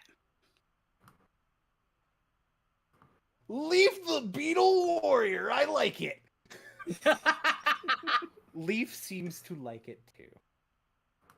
Leaf Erickson. This is so wholesome. I love it. Oh my god. Meanwhile, Azorius, wait a minute, we're recruiting beetles now? Yes. Yes. Yes, you racist. We are not. What? Friend is a friend. I'm not sure if Leaf has the experience to contend with Terra right here. He fist bumps the beetle. I'm just imagining like its little beetle foot just. We can try. I mean, we can try. And hey, if we lose, well, that just means we have more incentive to get stronger, right? All right, that's the spirit. So welcome to the Beetle Arena. All right. Now for this, your beetle, as Shidak said, the beetle stats are an extension of your own. So this isn't directly combat necessarily, though. You do get a special move that you can use once per fight, where you get to, when you use that special move, add a 10 to a roll. And basically we're going to take turns picking a skill for our beetle to use. I'm going to let you go first on that. And basically, once per game, we'll be able to use our special move. Each of us will, and that will add 10 to the roll when you use your special move. But you have to declare before you roll. Okay. And the first 2-3 victories wins. So what skill would you like to be the first check that our beetles are making? All right. First we do a nature check. The beetles are like jockeying for position, sort of guiding around, trying to find the best place to go. I have rolled. Let me know what you get. I got with my. I'm assuming I use my nature stat, like my +3 with that. You use yours, yes, because the beetle is. Okay, so that's a 19. Okay. So both of you are trying to get the position, and you manage to get like underneath Terraclops a little bit. So you manage to get the upper hand in that particular fight. All right. Nice. Terraclops, however, is going to be wrestling with you good and proper. Terraclops is very strong, much like his owner. So this is going to be an athletics check. You're like a quiet boy compared to me. 22. I have bad news. Terraclops got a natural 20. Oh no! So Terraclops does manage to turn the tide. He kind of flips you out of that advantageous position, but you do manage to avoid. But Leaf manages to avoid getting flipped over. It's now your turn to pick a skill. All right. Let's go for. Let's find a weak point. It's perception. All right. Ooh. 17. So Leaf and Terraclops are sizing each other up again, but Leaf does manage to notice that even though Terraclops is bigger and stronger, it doesn't seem to be as fast, so it's able to find that as a particular weak point to exploit. So, it's enough.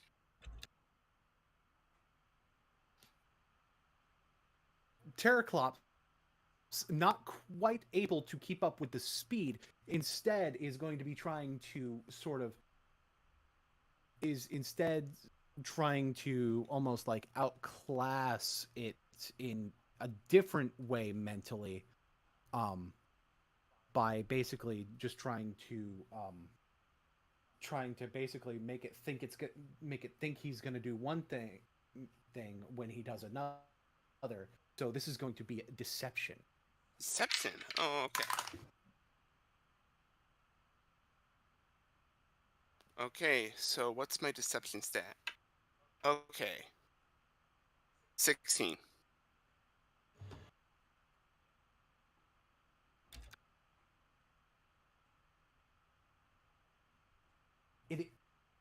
The Terraclops' feints seem to be working pretty well. Unfortunately, Terraclops is able to sort of use the fact that you're not that Leaf isn't as experienced, and thus be able take advantage of the situation. This Beetle's It is good. It is now your turn to pick a skill. I am going to be using this turn to try and encourage my courage leaf. Don't give up. We're so close. I know we are. You can do it. Use your special attack. I'm using persuasion. Too many things that start with per. Performance, perception, persuasion. Perfect. So are you using your special? I'm using my special. Shidak is also going to use his special attack. Oh, special versus special. Oh. What'd you get? Oh. Okay, so adding the 6 and the 10, 33. So, Terraclops goes for the Typhoon Cyclone. It's winding up, and what I want you to do is describe Leaf's special move. Leaf, how do you want to do this? Yes! Okay, so Leaf's entire thing is just a simple straight lunge that spots like something and just hits it. Just this very it's just a very straight lunge, you know? Very quick, very straightforward. It's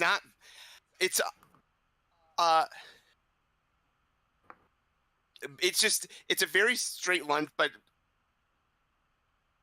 it makes up for I guess being super flashy with just being really strong. We like to call it the Gigahorn. Yes! Gigahorn. So when Terraclops leaps up for the Cyclone, the Gigahorn comes in, lands straight on its belly, knocks Terraclops back onto its back. Leaf has won. Doc looks incredibly surprised. Yeah!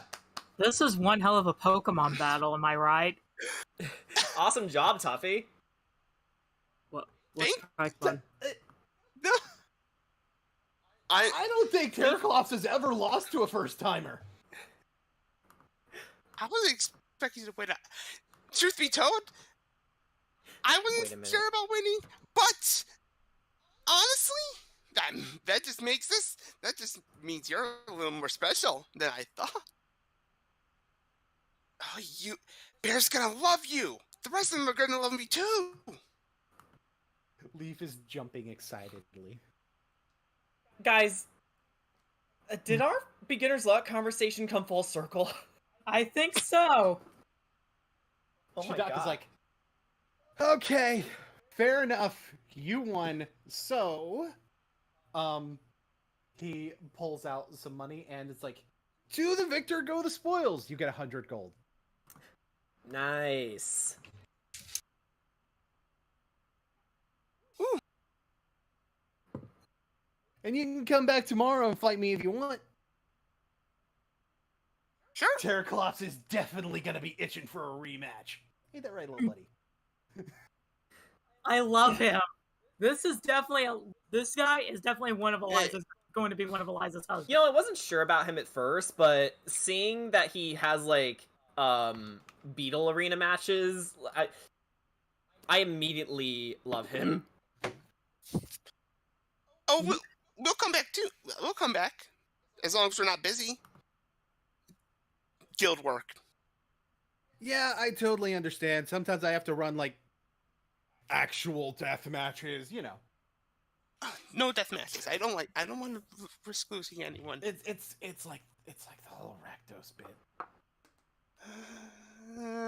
Shit gets boring after a while, though. Sometimes you just want to do shit like this. Hey, there's this new card game. I'll show it to you in no time. Oh my god! No. It even has a card game. It's just like drawings on pieces of bark. No, And it's cards. You take care too, Okay. Terraclops, okay? Terraclops nods and he offers a fist bump to Leaf. Leaf accepts. Yes. They are rivals, but they are friends. They are Beetle Bros. I love my Beetle Bros. They are cringe, but they are free. That They're not sucks. cringe. They're not cringe at all. It just came to mind. I don't know. I love To be them. fair, they are free. They're definitely free though. Yes. They're So, so Miss American. Venus, To the left of the map. Dun dun dun dun. To the left Da-da-da-da. of the map. you are looking for books on what exactly? Like pretty much maybe something on on the Withersbane, or just anything that can help out, anything we might have like overlooked in this investigation. Sure. Go ahead. And as Connor actually comes in, What yawning the- a little bit, he's like, dealing with that Demir guy sure is tiring. He just doesn't shut up. So go ahead and roll me an investigation check. An investigation check. Let me get my...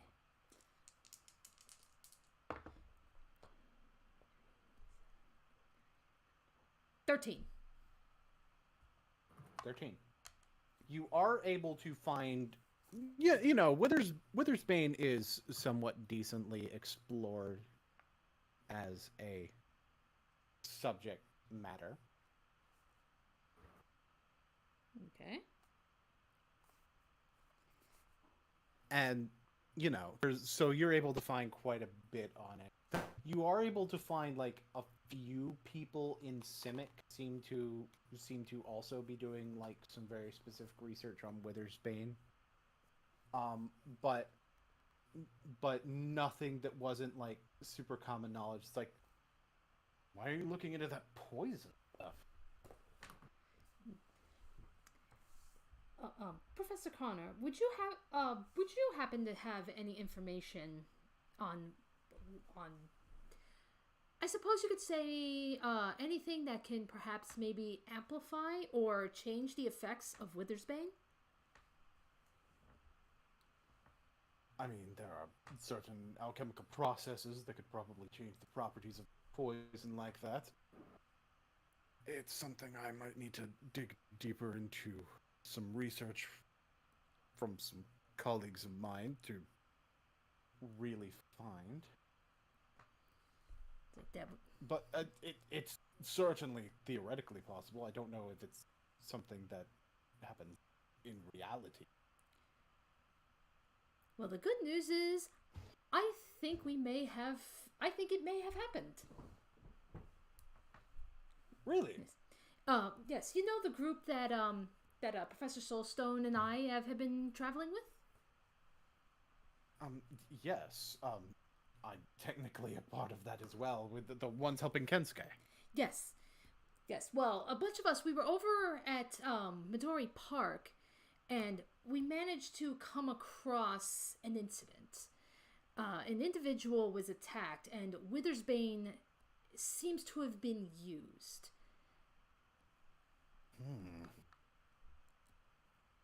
Really? Yes. You don't say. Yes. We took it to we brought the body and some samples of this poison to Professor Soulstone's nephew, and he seems to suspect that this is no ordinary Withersbane. Normally it's very corrosive or it could cause suffocation, but this seems to be working a little different, and that's what I was wondering is if it's possible that, you know, Withersbane's effects could possibly be enhanced or even changed? And if so, who would have access to that? Or, what kind of effects are to happen? Do you know? From what we were able to see, it's strange though, because we see that Withersbane was indeed applied. However, it looked as if it was perhaps not used like as the killing blow. The cuts were deep enough, but perhaps the Withersbane, they suspect, might have been applied afterwards. It could also have been diluted. I suppose that is possible, because that is something we were wondering is, you know, with a poison so powerful, how exactly could one apply it and not cause damage to themselves? So if it was, You don't necessarily have to touch a weapon in order to apply poison to one, right? True. However, from what we were seeing, it looks like these might have been claw marks. Claw marks, you say? Very interesting. Right. So if it is indeed claws, that's what's kind of stumping us right now. Is if it was indeed claws, then there's no way that this poison could be amplified without hurting somebody, like without hurting themselves. I'll also do some research into... Sorry? Sorry, I thought I heard rolling just now. No? You may have. So anyway, it's like, yes, I'll maybe do some research into claw-like weapons, see if any guilds have any sort of proponency for them, just to rule things out, you know. Mm-hmm. Well, that certainly would be helpful if you don't mind helping. Sure. I believe I have. And he starts looking himself for some books. And he's like, here we go. So Demir have actually claw-like weapons at some points in the past. Certain assassins have been privy towards. Does a good job of hiding what the actual cause of death is, as well as maybe good at throwing off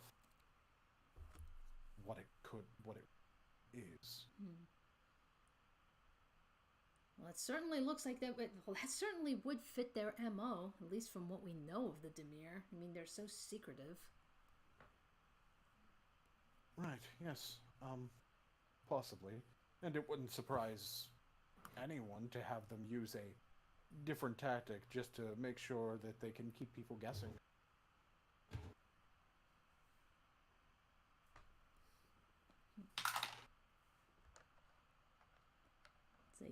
It's like either way, I suppose we need to learn to speak. I know that Imagine feel. speaking. Imagine talking. Imagine communication. It's like, well, at any least, we certainly need to keep up our guard. Yes, I would be certainly inclined.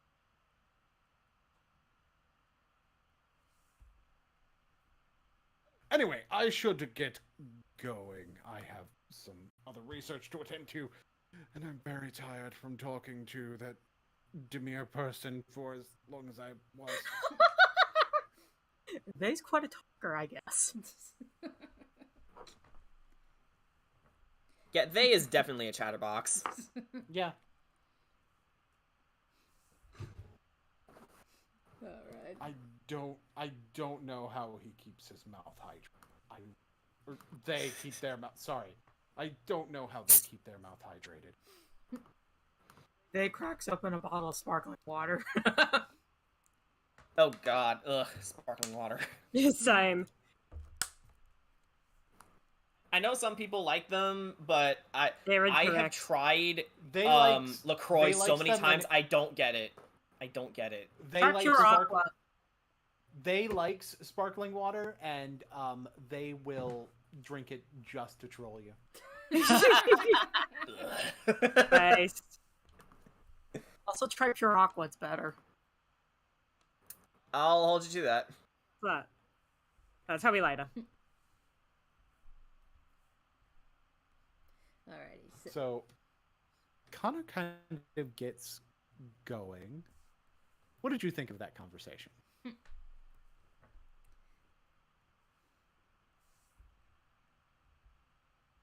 Oh, well, what did I think of that conversation? Yeah. Pretty damn informative.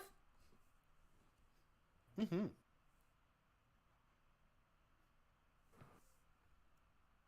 So, Gamataki. Mm-hmm. Midori Park. Dun dun dun. You head to Midori Park, and I presume you're here to do a little bit more investigating on. Bit of investigation, and also just to see, like, because we've already deduced that, you know, there's obviously a guy going around doing some muggings, and the fact that he went as far as actually killing a guy, he's now just trying to check for behavioral patterns amongst anyone he can find in Midori Park.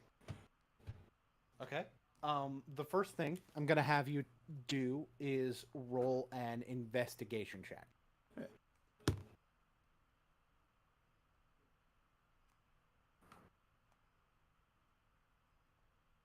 That is a 17. Things are starting to wind down slightly as it gets closer to the evening, because in the evening, people tend to want to be in the more urban areas than in the park. As the sun sets, they tend to, and it's starting to get a little bit later in the day. But you do notice some changes in the way people do things. You do notice that some people are avoiding where the crime scene was, or where the scene of the body was, a little bit more actively. Yeah. And you do hear chatter like, there was a murder. And people cannot shut up about it. They're like, who does that? Murders in a park. It's like, do we even know that the murder was in the park? Was there like a blood trail somewhere? And there's like all kinds of speculation. None of it means anything. But you also see someone who said that he was going home, seemingly looking around and looking for information. And that would be Kensuke Umezawa. I think I'm going, if they're looking for information, I think I'm going to try and trail them.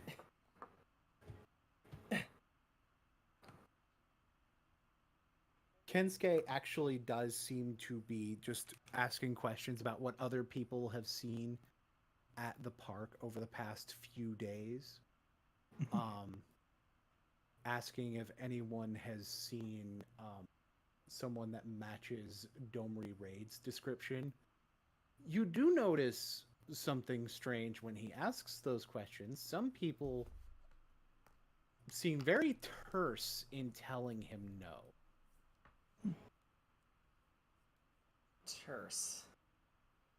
Like they very quickly go no and then leave, like as though they're trying to avoid any further conversation about that. Yeah. Suspect. Yeah, Gamataki's going to start taking some mental notes. Are you keeping yourself hidden from Kensuke? Yes. Okay. In that case, I need you to roll stealth. Alright. That is a 17. All right. He continues asking these questions. And eventually he just kind of he looks a little bit frustrated that none of this seems to be getting anywhere. And he says something in Kamigawan that strikes you of interest, which it's still common, but it's technically a different language. but because you're from Kamigawa, you know this language. Yeah.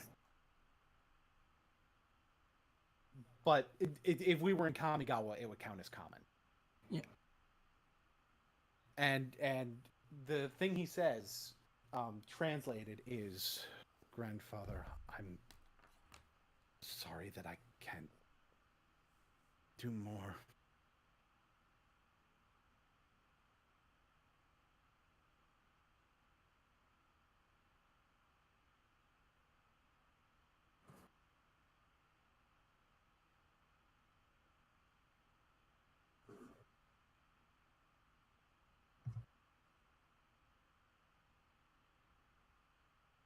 Maybe they're right.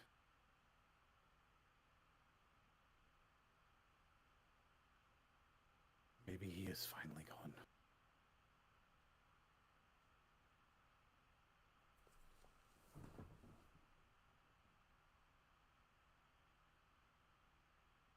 Kensuke slowly begins to leave. Do you have anything to say about that? No, I'm actually going to, with that, I'm going to I'm just going to end up relaying that information back to the party once I meet back up with them. All right. Don't worry, we'll see Kensuke later. Yep. So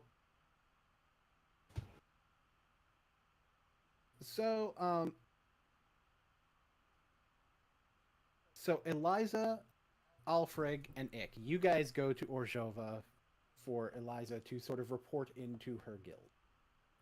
Hmm. There is a man in front of the guild build. There is a man in front who's like, "Hello, Eliza. Good These evening." New recruits? Oh no, they're working with me about the whole thing with Kensuke. I'm just here to report in.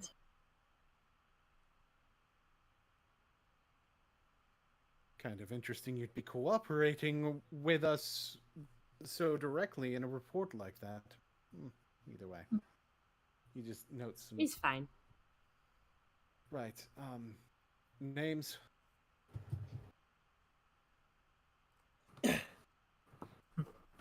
For the visitor's log, of course. Oh, Ick's name. Ick's name is Ick Copytish. And I am Professor Alfred Soulstone. I am from the Is It League. Ick. Poppyfish. Tish. Alfred Soulstone.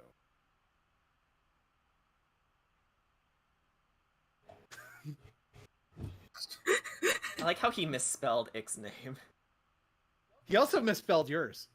Really? Yeah, he said Alfric instead of Alfrig. Alfred. Somebody's been taking notes. He doesn't correct him on it.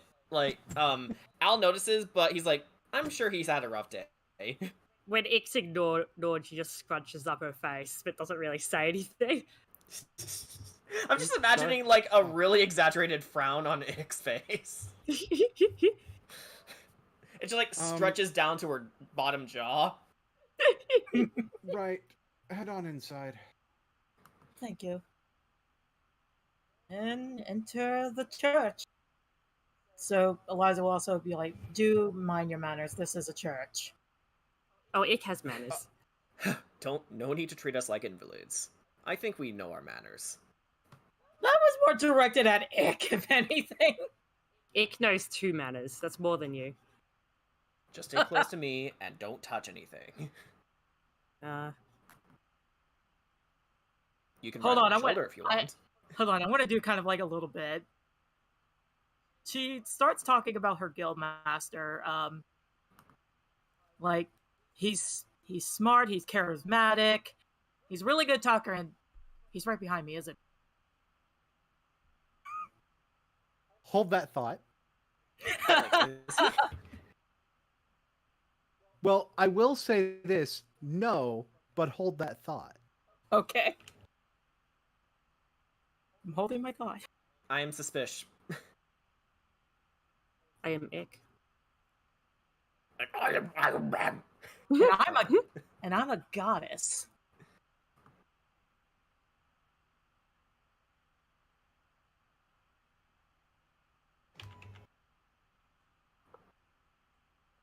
So this is going to be a moment where the part of the reason for the delay is this is going to be a moment where music is necessary. Oh boy. We're actually going to get music. Did it? Noises. We're love moving up. noises. We're moving up in the world. Ah, flavor. No. Moving on up. So, actually, hang on. I'm trying to get it to where. Okay, we'll just do the play command and as quick as possible. Eliza, hello. What? Who is this? This is Eliza's best friend. Oh, Victor, hello, hello. Brandhausen is very happy to meet you. Who are your friends? Your other friends, other than me, of course. I am your best friend, the best friend. Very nice, very awesome.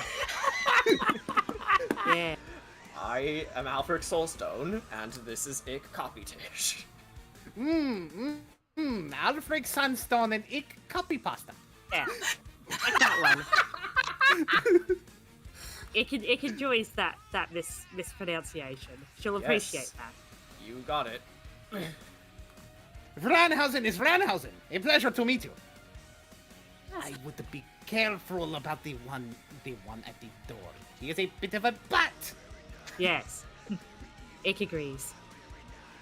I respectfully concur. Excellent. just- Very good. He means well.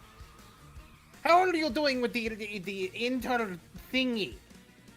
It's going well. Let's just say that. I'm here to check in with the Guildmaster and report what's going on. Oh yes, Tomic is very, very, very, very busy. Lots of paperwork. You wouldn't believe. There's Nice. so much money.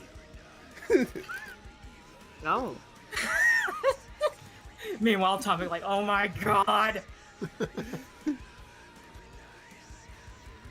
Oh my god. I can't even. Since when did the Osho start hiring the fucking clowns? Vranhausen is not clown. You take that back. Honk, honk, motherfucker. I love him. I love this bag. Also, you're not here. I know You're I'm also not here. not here. How are you breaking the fourth wall? That is Vranhausen's job. I was not talking in Bear's voice. I wasn't breaking the fourth wall at all. I know. Magic words. I can't hears me even right sometimes. now. And suddenly we get a new narrator by letter.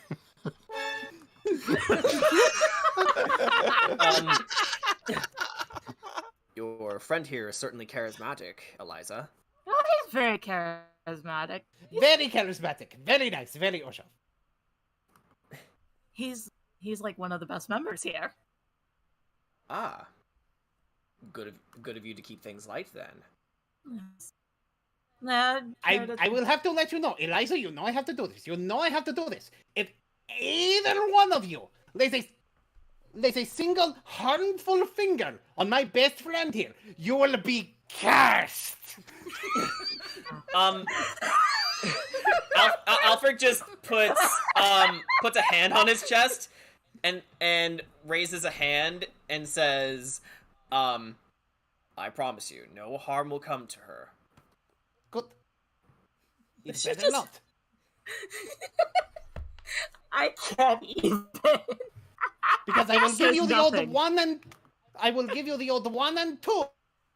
And the 3 and 4 as well. I have all of them. All of the numbers. You collecting numbers?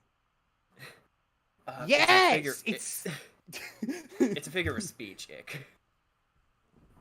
How do you figure speeches? Oh my god. At any rate. This is like gotcha, talking to Gacho.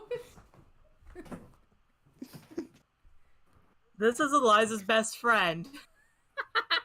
I love her. By the way, he is also a vampire. Oh, I Yeah. love him. That's- Sorry. Yeah, I was screaming eternally when Boone told me this too. even when we're not playing Curse of Strahd, vampires will always be a part of our. Yep. Queen. They always come to me. Funny enough, they didn't start happening until Jen joined our group. So Vampires are cool. they're cool. Yes. A little creepy, but cool. Yeah, that's what makes them cool. Yeah. So, Liza will tell Victor what's been going on with Kensuke and the body that was found in Midori Park. A murder? Who would waste good blood like that? That's what we're trying to figure out. Yes. Good, very good. Very nice, very awesome. But I guess in your case, very is it? Well, yes. Although, back to the matter at hand. We have discovered that the culprit had a very particular means of dispatching the target. Essentially using claws and also Withersbane. They applied Withersbane after the fact. Not only that, but a particular version of Withersbane that doesn't immediately corrode the user. Could it be fake? It's hard to say. My nephew is looking into it.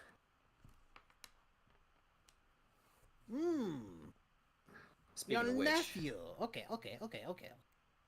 Speaking of which, and he turns to leave. I suppose I should check on him. And be sure to check in with your guild as well and tell them what's going on. Absolutely, but family first. My family's always first. You need guide? You good?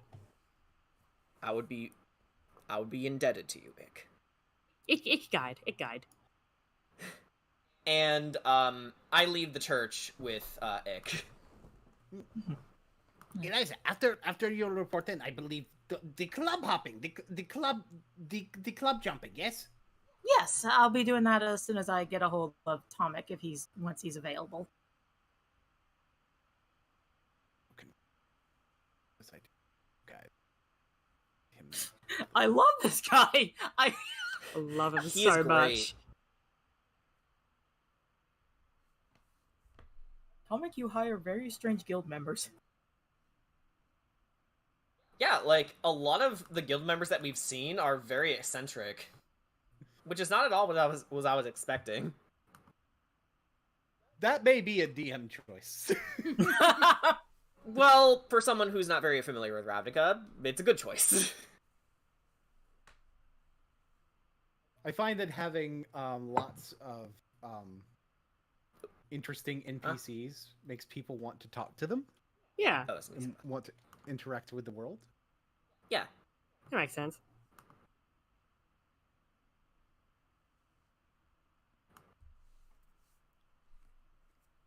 So, yeah. Go on.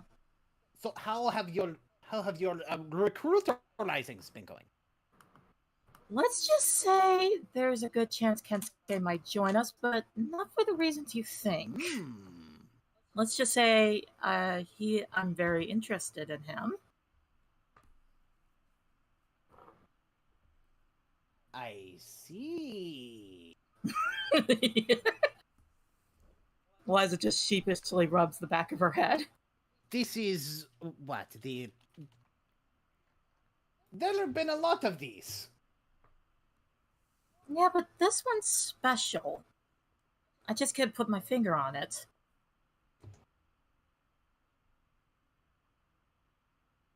Have you tried? Have you tried the touching? He doesn't understand metaphors, does he? No, not that. Whether he understands a metaphor or not is selective on whether or not it's funny for him not to understand a metaphor. Oh my god, these Drax. He's just like me for real. For real. Thank God the other guildmaster isn't here listening. I hope not. You've been wrong before. I have. Ba-da-ba-ba-da-ba. Yep. Speaking of which. Hold on, I'm gonna do a bit. Be like, he's right behind me, isn't he?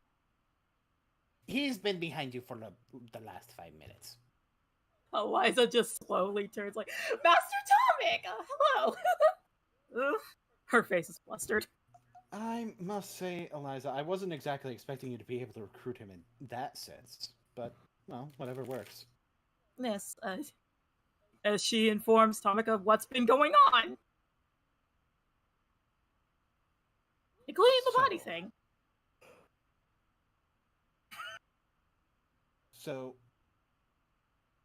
the potential of Bolas coming back is very concerning. It truly is. Like, I suppose the more immediate concern would be the death, though. I'd imagine there's a possibility it's related. After all, the place you were going to find, Domery, was where it happened. So, or at the very least, where the body was found. indeed. I have a theory that whoever did this probably was waiting for Domery Raid in the park, but unfortunately the Boros member was at the wrong place at the wrong time. That does seem like a distinct possibility.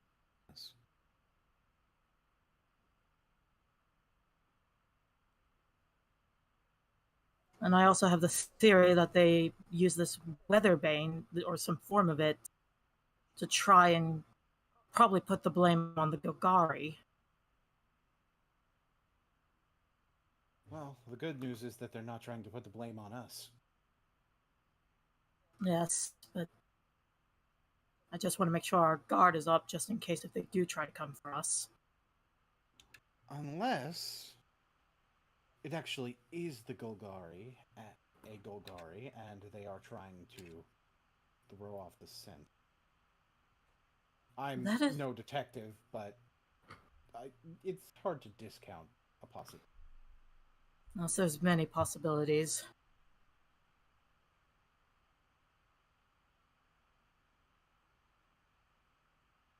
Just something in my gut tells me that there's definitely something more going on than just the Golgari being blamed for all this.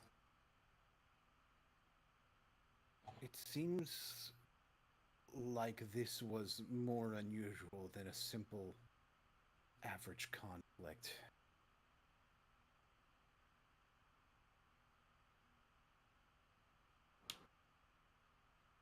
I don't think it was a turf war thing either. No, if it was a turf war, that'd be more of a gruel thing to happen. And then the poison probably wouldn't be involved. Yeah, because, like, Eliza knows that the gruel are more blunt and brute than poison. Right. Ercleid wanted me to give you this.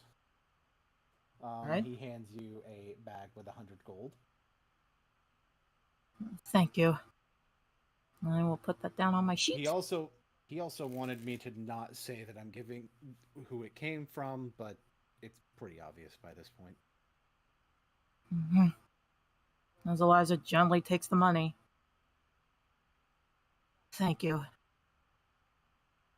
Of course. Now I will be... If you need me, I'll be out tavern hopping.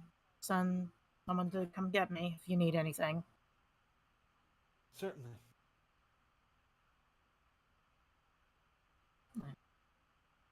So we're going to put you at the location of tavern. My buddy coming along? Yeah. I imagine he's kind of like secretly a bodyguard too, in case like there is a tavern brawl about to go down. Like he helps get Eliza out of there fast. Could pick worse than a vampire. Yeah, could be worse.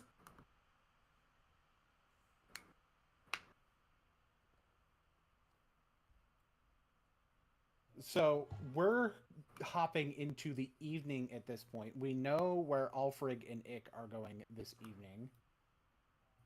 Where is everyone else going to be during the evening?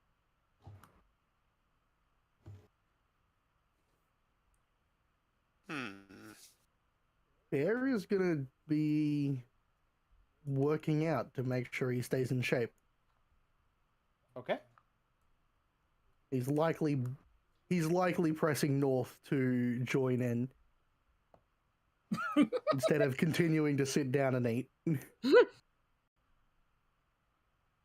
I'd imagine North. Isometric exercise. I would imagine North finds a way to do both. I can see it. Tuffy, where are you going in the evening?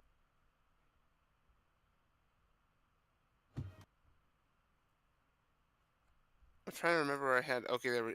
I think.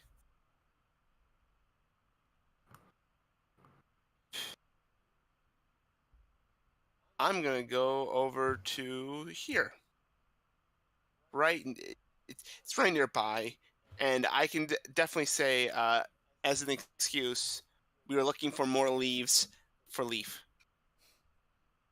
Isn't that the Orzhov graveyard? Right, it's right.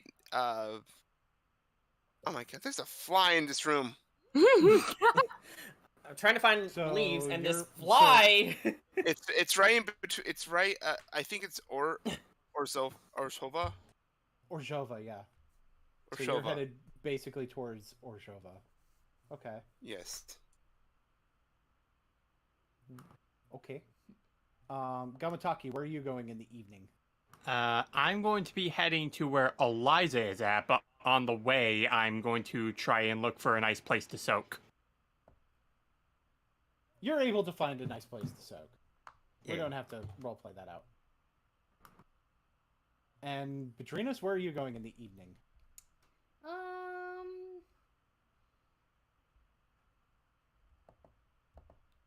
I think I'll probably head over towards where Eliza is as well. Okay.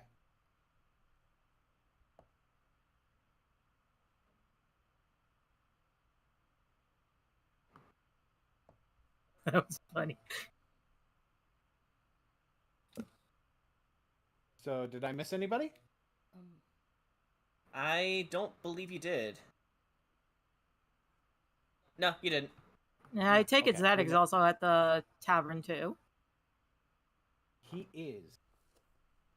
There's a reason I forgot to put his token in, which you guys will know soon. But first, Oh yeah, that asshole. He is an asshole. He will admit to being an asshole. He doesn't care. Neither do I. So, Tuffy, are you more so in the graveyard? Or Yeah, what are you doing there? what are you doing? I think he said he was looking for leaves. For leaves? Yeah. Yep. He is invested with his beetle. I still like the idea of the beetle riding on his head. So we're not necessarily going to RP out you looking for more leaves because you're able to find that easily enough. But what I am going to do is have something else happen that's worth RPing about. All right.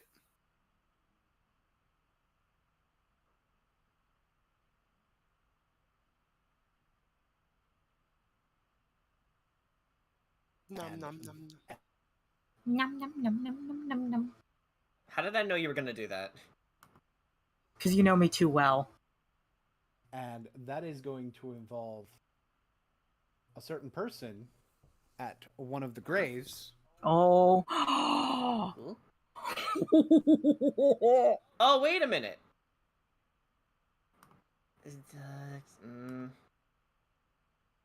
And he's going to put flowers on that grave. And then he's going to see you. It's like, I don't recognize you. Are you with the Orzhov? What are you doing here? I points ahead. I was helping my friend out, but do you need something? No, I'm fine. You know this is Orja property. Fine, don't worry about it, but if it were some of the people around here, they'd probably take issue with you just showing up out of the blue like that. You should be careful about that. Okay.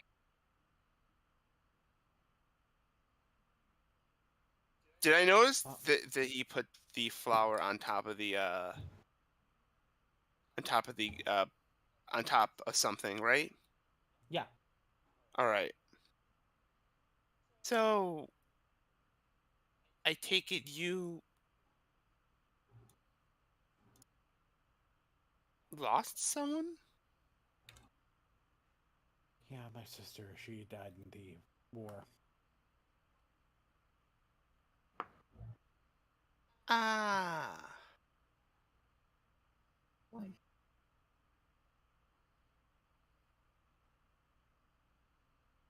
It's fine. Nothing worth worrying about. I just come here every now and pay proper I mean, respects. is there any way anyone can help?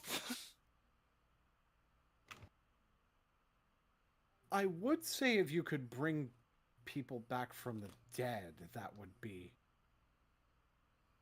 Yeah, no, I Either way, her soul is kind of in service of the Orzova anyway, so doesn't really do much. Can't resurrect a soul that isn't free, after all.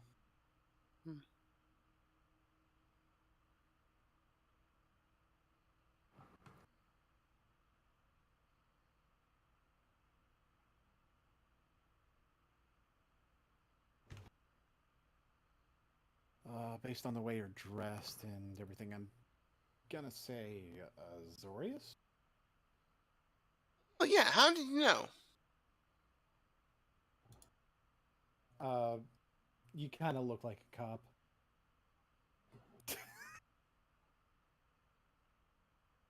Zing. Fair enough.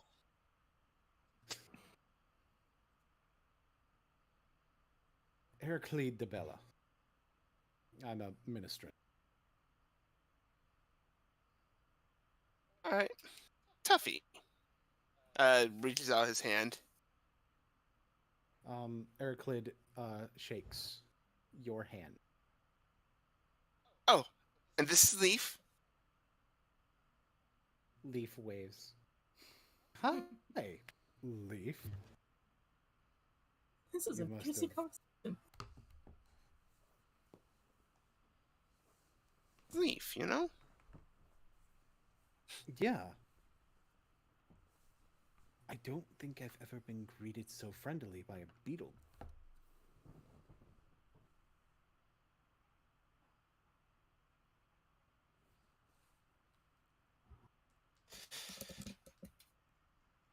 Either way, I should probably stay around here so that you don't, while you're here, just so you don't, get in trouble. All right.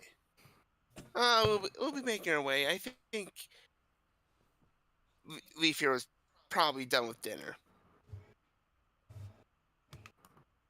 Sure. Anyways, hey, if you ever need any sort of help or need any place to go, Guild's always open. I'll keep that in mind. Although, truthfully,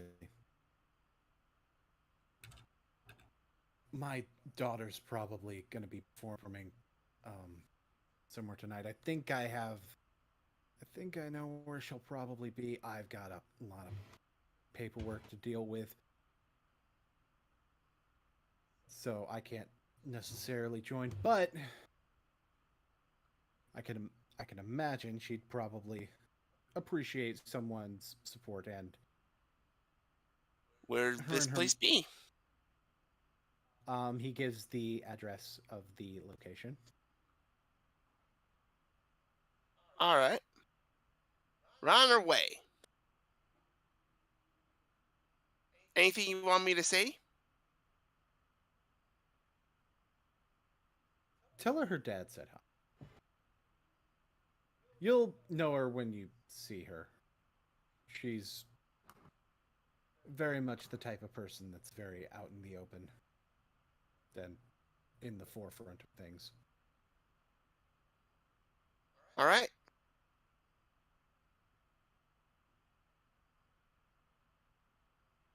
I'm going to put you slightly to the side with a note that you will be coming in later, because that will be relevant.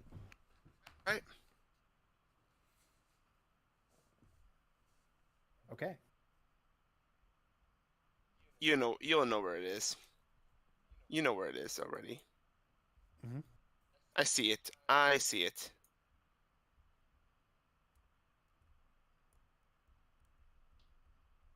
So on that note, we're actually going to shift over to Alfred and Finn. Okay. Debridge. To the Gregorian Storm. Dun dun dun dun. Dum-da-dum.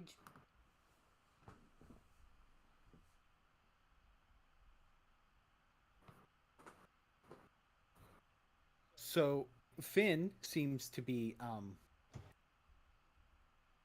hard at work trying to figure out what's going on. And outside of his office is, of course, your boy, Zivarus. He sees you guys, and he's just like, yeah, come on in. It's fine. And he's like, look, I know who you are now, so I'm not as skeptical. Alfred smiles and nods and says, "Good to see you again, Zivarus." Good to see you as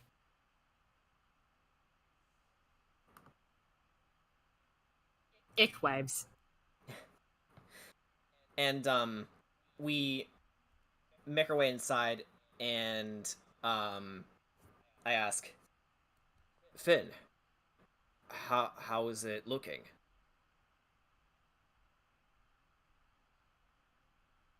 Well, it's a little weird. Gonna be honest with you. Okay. So, this Withersbane. First of all, no sign of corrosion on the inside either. So, I guess one could argue it's more like Theseus's ship. Is it really Withersbane if it's been changed so much? If only certain components remain, even though it looks the same?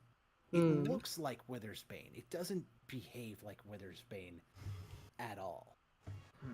And in fact, initial testing does, without like full testing, it was almost impossible to know that it wasn't Withersbane. Other than, of course, the obvious signs of not actually doing what Withersbane does. So this isn't Withersbane that we're dealing with here. No. It's more of a mutagenic substance. A mutagen.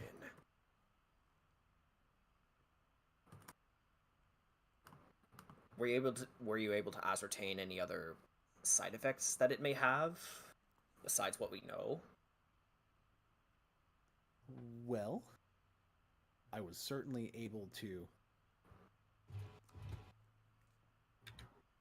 I haven't been able to find much. It doesn't. Either way, it definitely was applied after the fact. To frame? I don't know. It just hasn't done anything yet. There's no way it was applied when the time of death was. The time of death at this point would probably be, he's kind of crunching some numbers, 12 hours ago.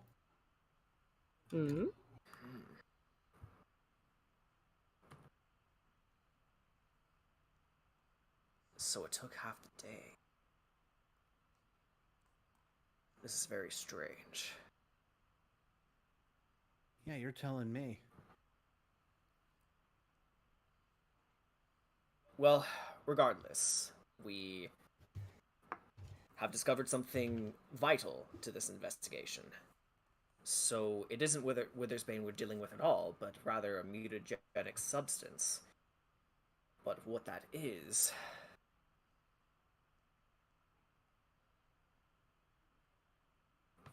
Perhaps we could take a sample of the substance and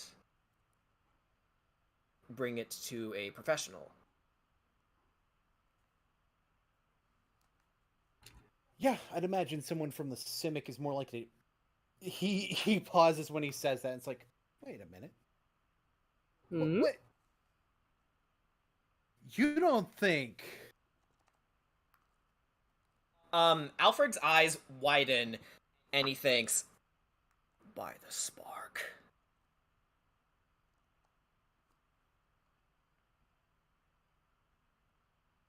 And he looks at Ick and says, Ick, we should find the others. Yes.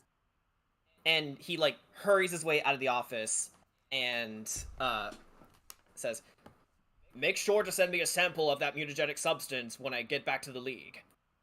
Mail it to me. You got it. Use pigeon. Yeah, a pigeon if you have to. I imagine the Gogori actually ironically uses beetles or something to give messages. so That would be cute. great. I love that. So you're going to arrive after Tuffy to the place. That's going to be relevant. But yeah, this Fair. is huge.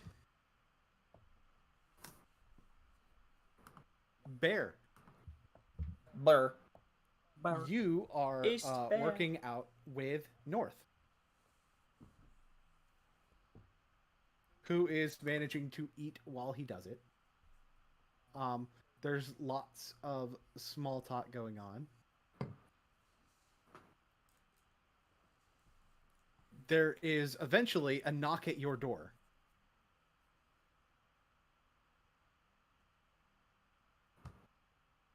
The knock at the door stops Bear, and obviously he goes to check out who it is. It's they. He looks like shit.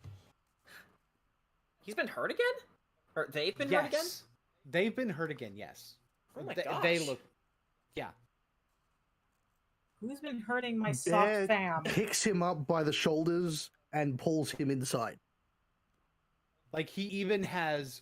Pulls them inside. Fun fact, they actually have... They's blood is naturally black. And you can see some of that black trickling from the corners of his mouth.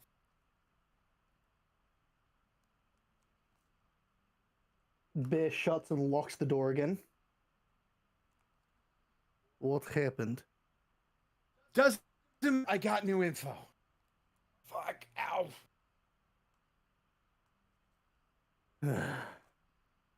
It's a good thing I keep one of these.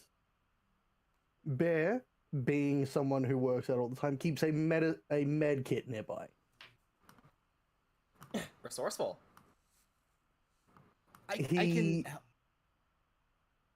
He pulls out a set of bandages and hands them to they.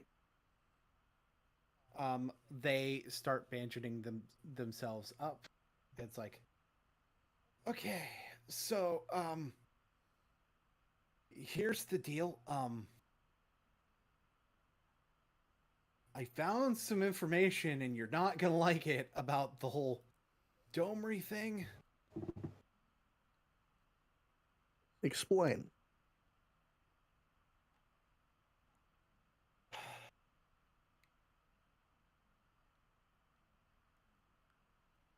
He might be leading a coup against the guilds of Ravnica.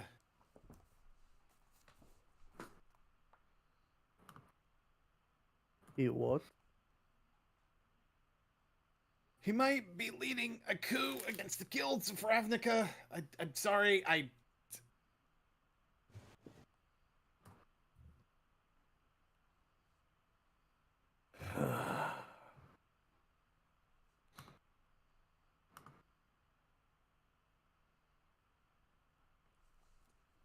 North. Please take care of they while I am gone. Yeah, sure. Bear has a feeling he knows where the rest of them will be. Oh my god, I think I know what's happening and I don't like it. The boy. realization just set in. Yep, I have a feeling. So, could I get you to repeat what's happening here, so I can just note it down again? Sure. They has found out that there is that Domri seems to be leading a coup against the guilds of Ravnica. How do you Tuffy's spell Domri's name? Domri. Okay. Domri. Mm-hmm. Gotcha. Yes. I was spelling it like dome with a dome with an RI at the end. Oops.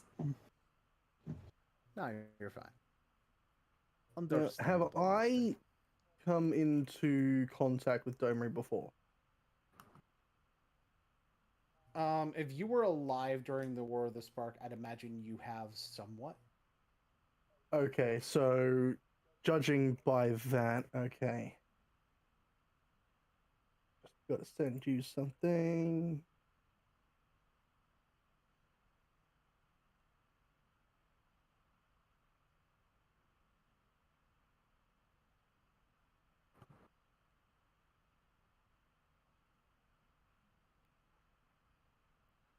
Bear nods and tosses a key to North. Lock the door when I leave. And then he takes off.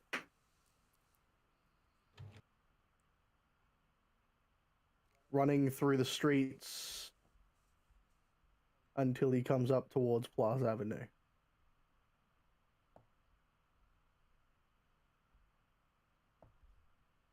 So,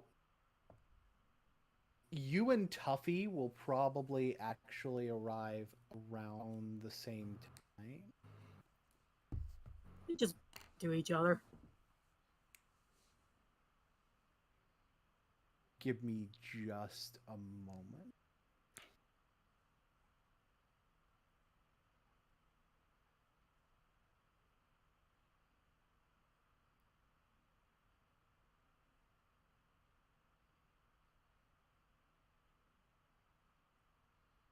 I have to place some people.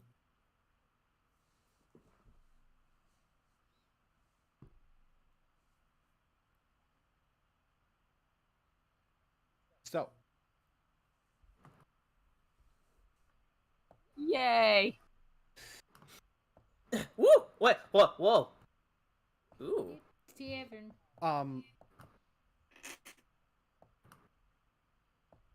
I can see where the stage is. Oh, okay. So you guys make your way in. Okay, there we go. Victor's making his way in. Eliza is making her way in now. Hang on, let me drop my token. Basically, the people who are in the first group, as it were, are making their way in first.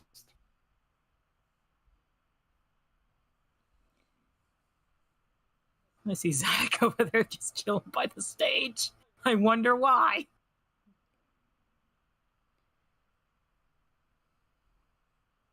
Yeah, he just vibing for the moment.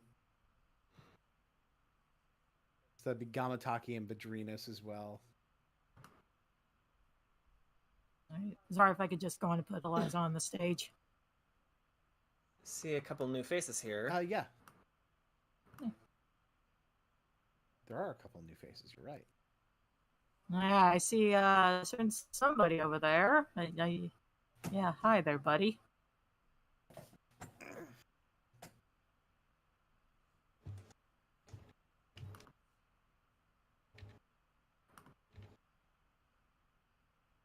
So what does the mood is like? Like, is it sober? Somber, you mean? Somber, yeah. Yeah, there's no such thing as sobriety in a tavern. It's fairly upbeat. Okay. Vern has it sits between these two gentlemen. It's like, hello. They're like, oh, this guy again. Hello.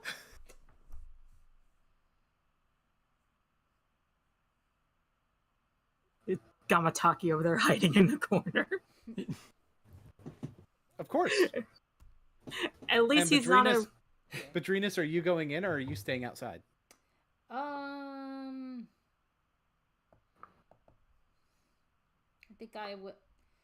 I think I will actually stay outside and wait for everybody else. Ooh. Zadok is definitely watching from his post over by the stage. Gives a little bit of a wave. Eliza just waves back.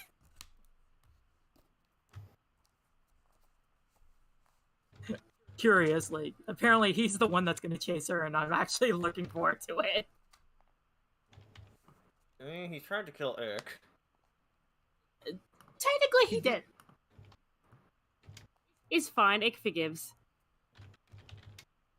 So,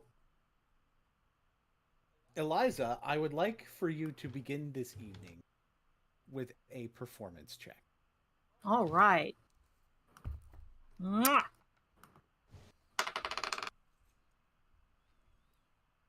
Natural 20. Wow. So you have the performance of your life. It is amazing. Zadok, you can tell, is outright swooning over you at this point. You have turned the tables on the chaser. Oh! But I would also like for you to perform a perception check.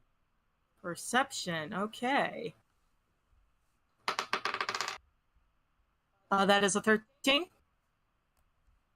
A 13? Okay.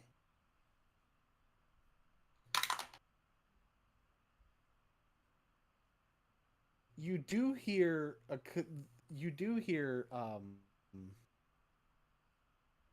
these guys over here kind of whispering to each other a little bit. Yeah. Is it time? Almost. Almost. Wait for Octa to give the signal. I take a mental note of that, and I assume Victor knows I have telepathy at this point since we're best friends. Yep. I use telepathy to tell Victor what they just said.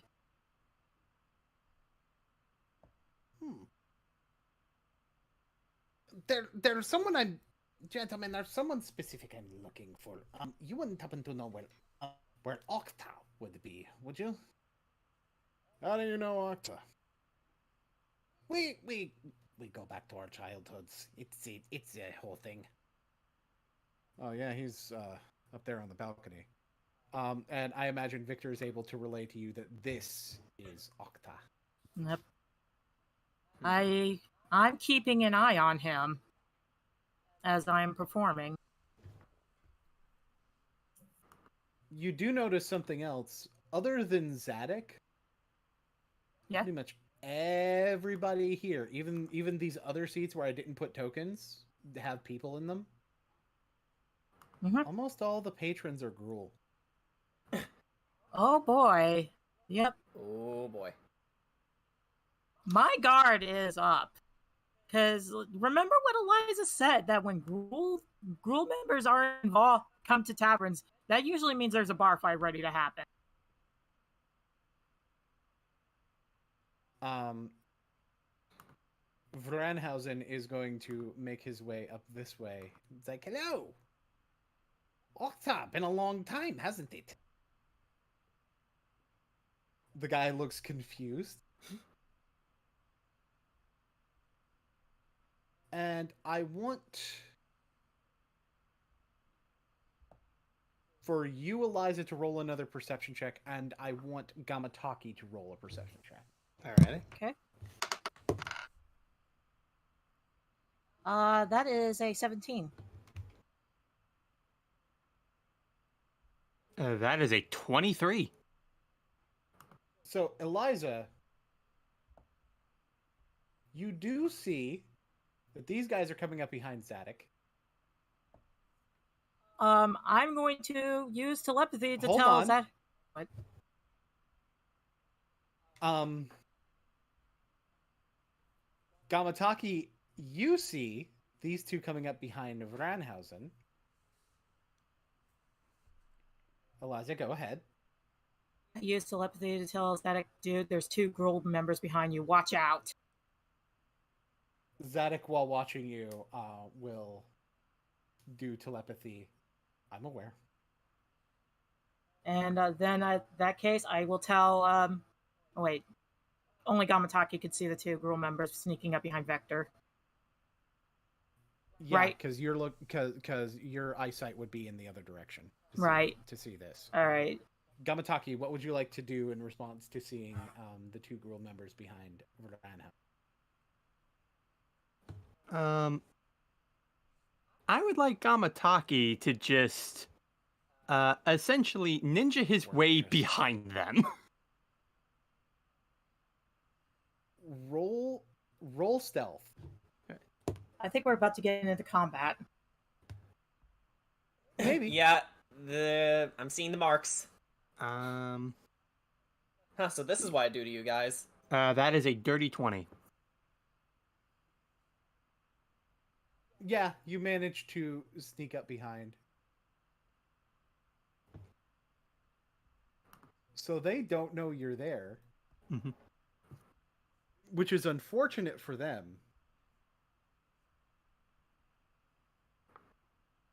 Because Octa will make a hand signal and combat will begin. I need everyone to roll initiative. Oh, Let's go. boy! So Let's Wait, when you say fucking go. everyone, you mean everyone? yeah, or... like who's rolling? Everyone. Gotcha. Everyone. Okay. Okay. You may not be acting on the first round, but go ahead and roll initiative anyway. Okay. All right. Alright, That is an 8. initiative. Alright. This is Whoops.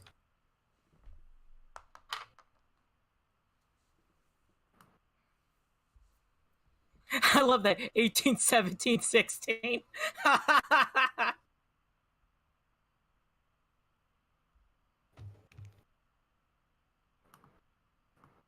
mean, what is my initiative order? By the way, go ahead and put your tokens outside so that I can go ahead and put you in the turn order as well. Got it. Wait, if it would... There we go. What? Bear and Tuffy, they're in sync. They share the same brain cell. They both got nat 20s? Okay. Man, how do you guys do that? They're in sync.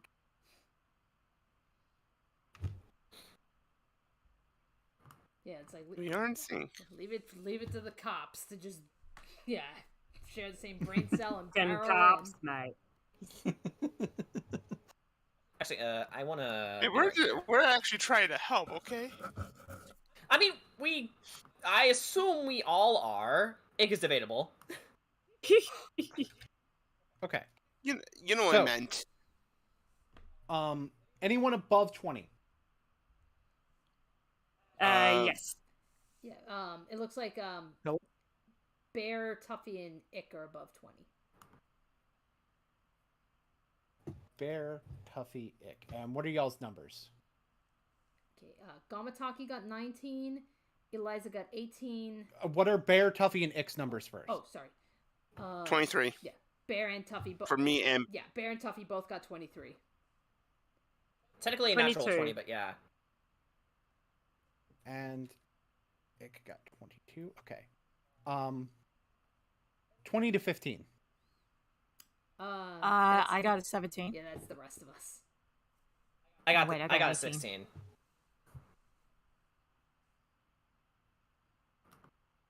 Okay. So the rest of you are going to be in the 20 to 15 camp.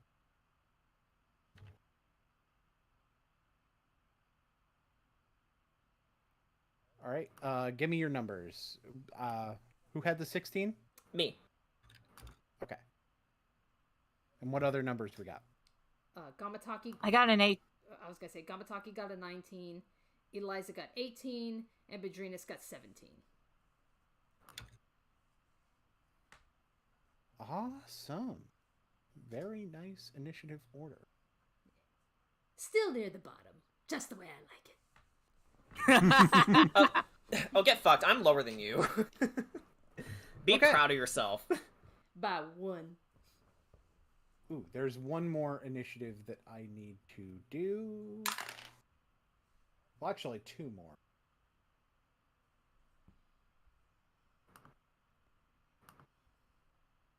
That is a slightly unfortunate thing there, but luckily he's really fucking good. Otherwise, that would be much worse, and he's not as fast, which makes this make sense. Wow, some real shit rolls going on here. Okay, that's cool. So, we would begin with Baron Tuffy, but you guys will not enter the combat until next round. All right. Switch on over to the battle screen. Ick will enter 2 rounds from that. So the Druids actually get the Gruul actually get to go first on this turn. Oh boy. So we're gonna start with our leader, with Okta.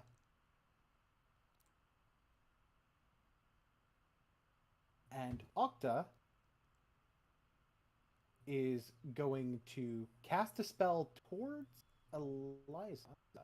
Oh boy. Oh, he's a spellcaster. And he's going to shoot a flame at you. Going to Oh boy. Produce flame. Oh my god. Like, is that What? like is that technically an attack roll? Yes. Bitch is getting a 3. Which is getting a 3. Okay, so does a 7 hit? Nope. Get fucked. That's a shame. Big shame. Divination wizards. And with that, here. Hold on. It's Yeah. It's now the other guy's turn. These two don't know Gamataki is there, so they have to attack Verlanhausen.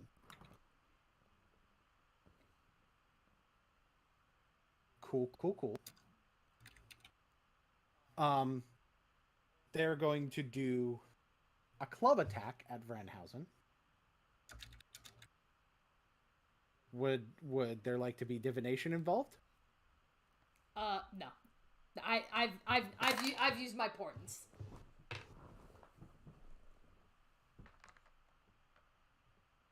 Okay. First one a miss. Second one will hit for 6 damage to him. Ouch. Ow! Oof. Why would you do that? Is that a club? Why did you bring that in here? So, this guy has enough movement to get to you. Oh boy.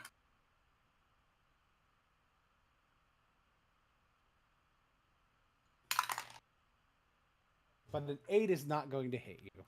Nope. This I am a very nimble sorceress.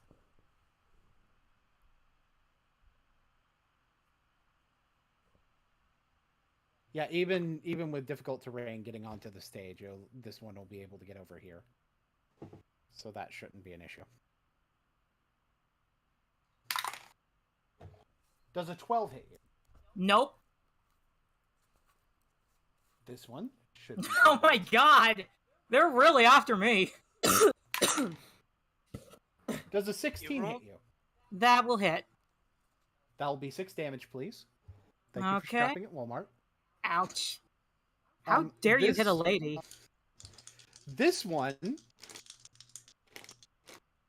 Oh my god, they're boxing me Purple. in. yeah. I wonder who the primary target is. Oh boy. Does a 14 hit you? That's my AC. If it meets, it beats. 6 more damage. Okay. Ow, I am hurting a lot. And, so these two are going to attack Zadok.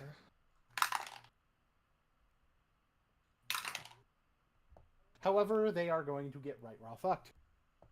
And miss him. He's just gonna leap over their heads.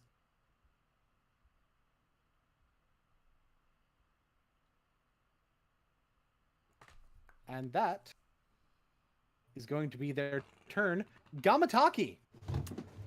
All right. So, seeing as these two don't know how to look behind them, He's right behind me, isn't he? They are Yeah, it cool. must be the wind. yeah. Alright, so I'm going to be doing an unarmed strike on red. Roll with advantage, please. All right. I don't need to roll with advantage. Nat 20. Fantastic. I think we're getting a crit. I think we're getting a crit too. So you get your unarmed strike damage plus sneak attack. And Right. I believe you also deal poison. Yes, because I am grung. Cool. So all the dice you're about to roll, double them. Okay. Actually, wait, you say that I get sneak attack? What do I roll for that? How many levels of rogue do you have? I don't have levels in rogue, I'm a monk. Yeah. Oh, Oh, okay. yeah. Then- I think then no, he's you a pure don't. shadow monk. Okay, then never mind. No sneak attack. Yeah. I'm I just thought a you were taking- ninja. To be fair, a ninja would have sneak attack. Fuck you. Yes. So They would.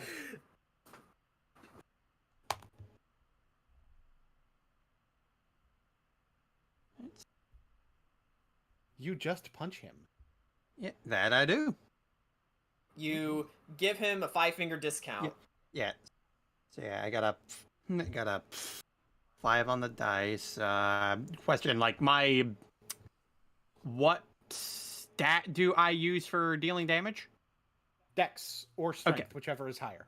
Okay, so yeah, got 5 on the dice. I would Because make that's it how 10. martial arts works. That would make it a 10 on the dice if I rolled 5.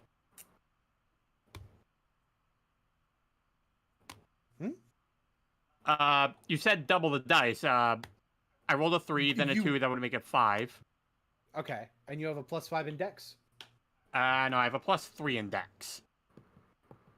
Okay, so because if you're rolling 2 dice, that's already doubling the dice. Okay. So, all right, so that would be 8, Yeah, that would be 8 damage. and that is before your poison, correct? Yes. Okay. And gonna need to remember how you're poisoned. I believe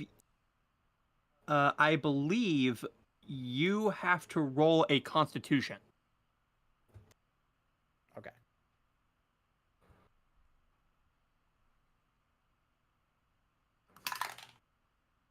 That's a 4. Congratulations, you're poisoned. Huh. Is it just the poison condition, or does it also do damage? It says a creature you become poisoned for 1 minute. A poison creature can no longer in direct contact with you can repeat the saving throw at the end of its turn, ending the effect itself on a success. So yeah, Okay, it just says you he's- become poisoned. Okay. Cool. Yeah. So anything yeah, else? red would be poisoned. I am going to then spend 1 key point for Flurry of Blows. Cool. Monks. Sugash is here with us in spirit. Well, not every monk is Sugash. Yes. I know. It does a 15 hit.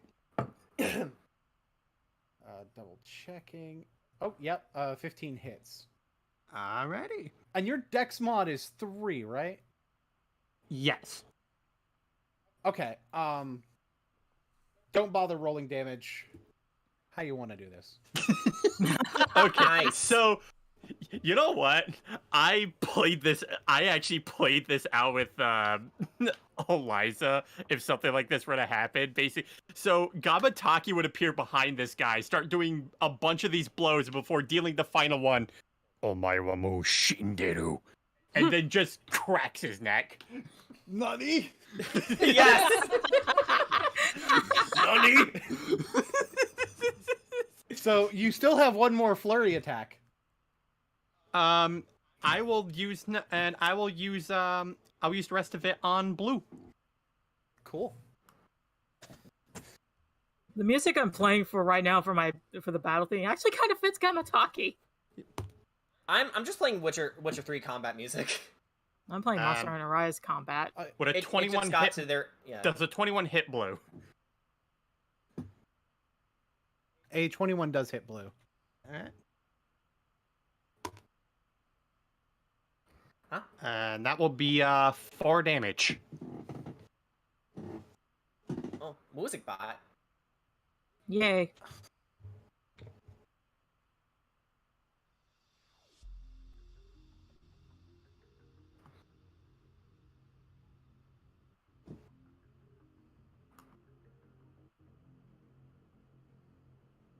What was that damage? 4.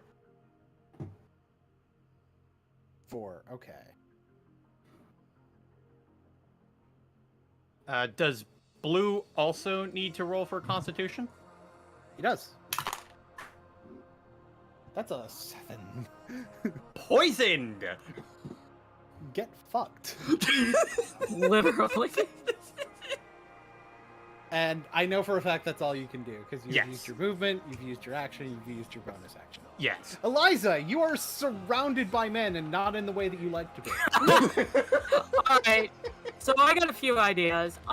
Can I use Misty Step to get away from them? You sure can.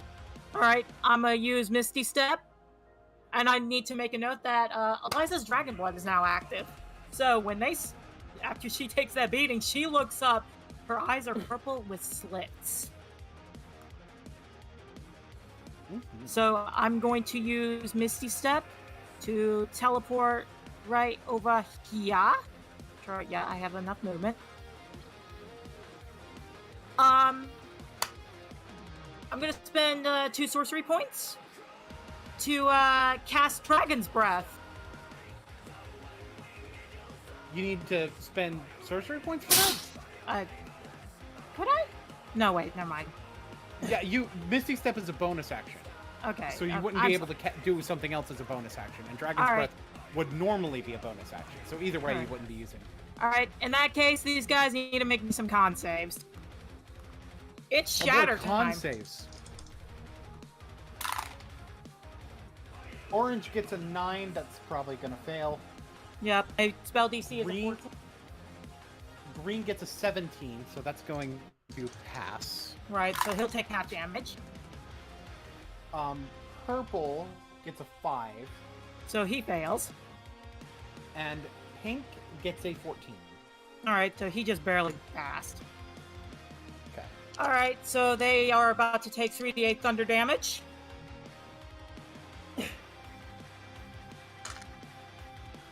Six, 8, 7.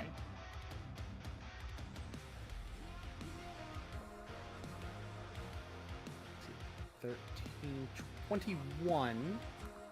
Okay. And the ones who pass will take Half. 10. Which means... Could I interject for a second? Sure. That's 2 leveled spells in a turn. Wait. Oh, you're right. You're right. It is. So that wouldn't work. And Ah, both damn. of them are considered bonus actions on their normal thing. Wait. Shatter is Shatter's a bonus not. action? Shatter is not a Shatter. bonus action. Shatter is not, no. I thought you were still using Dragon Spell. No. No, that's me not thinking right, but that's 2 leveled spells in a turn. Yeah, you can't use Shatter. Okay. Yeah, Misty Step is a bonus action, but it is a level 2 spell. Yeah. Okay. Then I guess I will. Okay, my bad. I am sorry. I am the dumb. Oh, good. I guess I'll use let's go with Ray of Frost. Is Ray that of a Frost cantrip? works. That's a cantrip. Okay, cool. Yep. I think that should be fine then. Yeah, cantrips are safe. Alright. As long as they are in action. Yeah. Yeah. Okay, give thanks me for a catching that, minute. Bear. I apologize. I got in the heat of the moment. I kind of missed it too. It's fine. I'm capable of making mistakes as well. We all are. So, who are you attacking with Ray of Frost? You have to pick one of them now. Okay, so 60 feet. And I am going to let's see, it says here. Frigid Everyone's a legal target. Everybody can catch these hands if you want them to. These, Okay, it's 1d8. Says the monk to everyone. these hands are rated E for everyone. But I think I'm going after let's go after purple. All right. I love being purple. Does an 18 hit? And 18 hits. Roll your Demoge. All right, so that is 1d8 cold damage, and its speed is reduced by 10 feet until the start of my next turn. He takes 7 damage. 7 is a lot. Yep. 7 is a lot for these guys. Why is this fucking pass? Like, how dare you? Mood. So And that she's should like that. that, Well, that technically, I should haven't moved. I haven't moved. You're much. right. You can use your movement. All right, so I am going to. I kind of want to get as far away from these guys as possible. So I'm going That's a good to. idea. So I'm going to move over here to take some cover. I'm taking cover behind the table. That'll be the end of my turn. All right. Padrinas, you hear a commotion going on from inside. Oh yeah. I don't like to think that there's an icy trail kind of there too. So, naturally, I am going to come in. Yeah. Eliza's not looking well either. Like, hey, ow. Yes, she sees Eliza. She sees all these group people. And I don't know what the frick I did, but they're pretty pissed at me. Ow. is that right? Okay. So with that said, let me see. I'm going through my spells. Can I cast? What the? Oh. Sorry, that was one of my cats. That's where I was like, what the? They're fighting outside my room. Okay, yeah, because I heard that. That's where I was like, wait, what? I heard something. Yeah, I don't know what happened out there. Some kind of a squeal. Yep, that was a cat. Alright.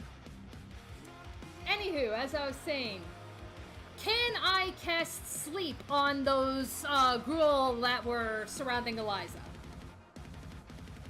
You sure can. Okay, now I gotta figure. Okay, time to figure out how the fuck sleep works. I just know people say this is supposed to be a really damn good beginner spell. Mm-hmm. Let's see. Right. Okay. So the way sleep works is all you need to do is Sorry about that. like yeah, obviously the 20-foot radius you're gonna go with is this one where these guys are. Yeah. Yeah, I'm just targeting the group on the stage. That's all I'm targeting. Right. And that's totally legal because you just have to pick a 20-foot sphere. Now just roll 5d8. 5d8. Alrighty. Okay, let me... And the rest of the work is mine to do. Okay, fine. That's why it's a good beginner spell, is because you push the work onto the DM. Okay, total roll of those 5d8s is 18. Is 18. Yes. Okay, so purple is hurt. So basically, it starts with the highest hit point. Oh no, it starts with the creature with the lowest hit points. So purple... I'm going to have to restart roll 20, I guess. Because I couldn't. Oops. Because it decided to be a butt. Again. Stop being butts. Stop being such butts! Hey, Danny. Danny. Yes? Since Eliza's kind of based off of Josuke, she kind of did a tactical retreat. Yes, the Joestar's secret technique. So purple is asleep. And there's enough to put one other asleep. Since all of these have equal HP, I'll let you pick which one. How about orange? I don't like him being close to Gamataki. If you can call that close. I don't like in the general vicinity. I mean, hey, well, at least help him practice social distancing. God forbid he gets poisoned too.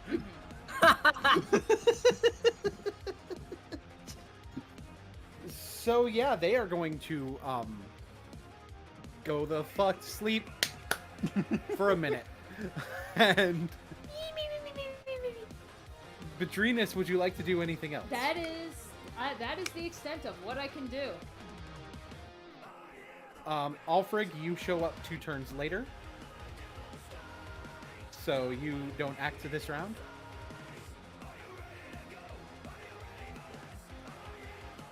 And now it's Zadok's turn. Zadok is going to go into Blade Song and draw his scimitar.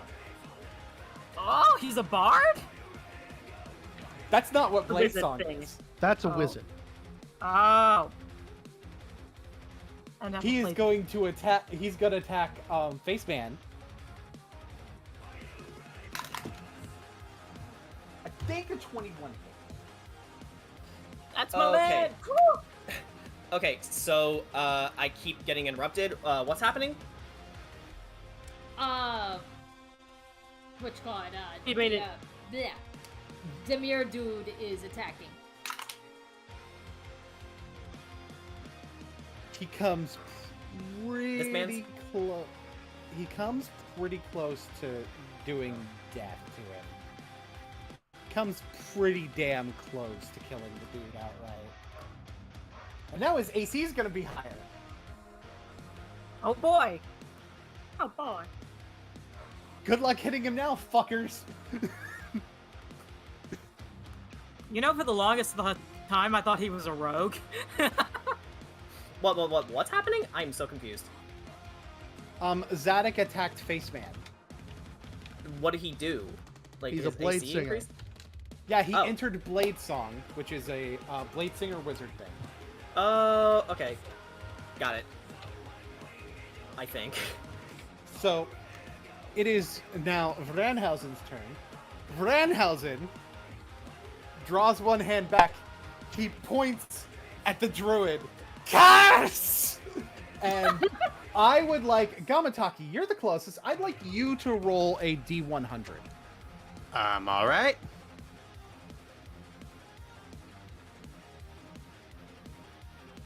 I got a 35. The druid will have disadvantage on his next turn. Goddamn druids. Well, until the end of his next turn.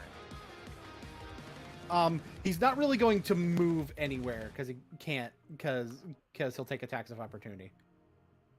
So now that we're at the top of the round, Bear and Tuffy are here. Hey guys. Ow. I would Red put you guys. doesn't respond to that. He simply sees a fight going on. Sorry, guess I'm BRBing again. It's okay. Hey. B.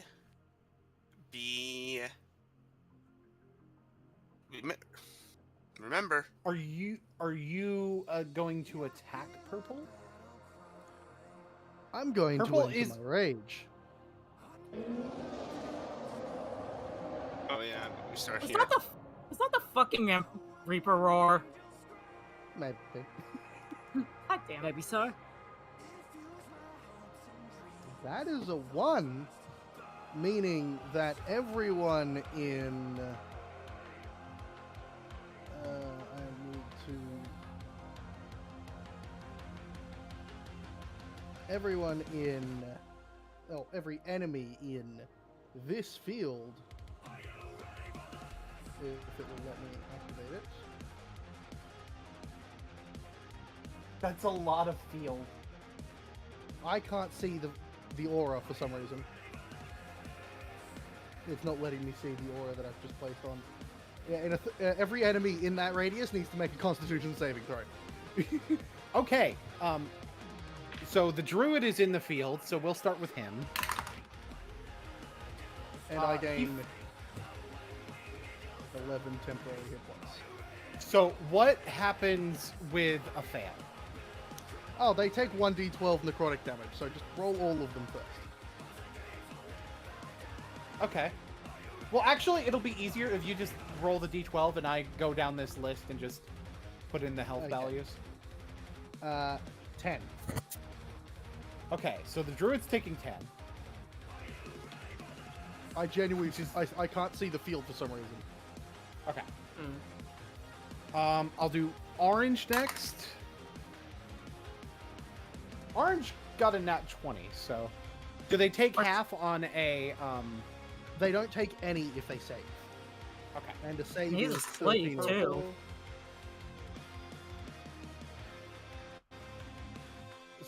Save is how much? 13. Okay. Well, purple saves. Green fails.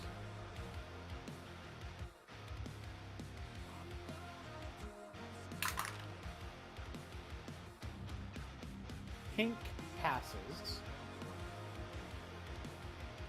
And yellow is also in the field. It passes.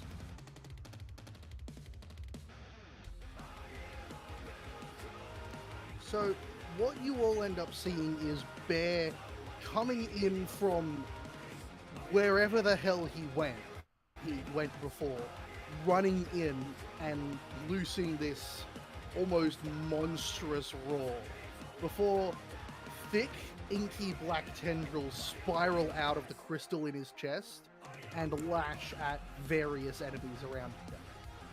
Is that what you're doing with the ruby fuchsite thing? You'll know what I'm doing with that when you see it. Okay. But to all of those, they take 10 necrotic damage, the ones that get hit. But I still have my turn. I still have my normal action, because that's just the bonus action. That's just Bear getting mad that this is happening. So, I'm going to... I'm just going to attack the sleeping one. The purple one right in front of me. Okay. You have advantage. Oh, cool.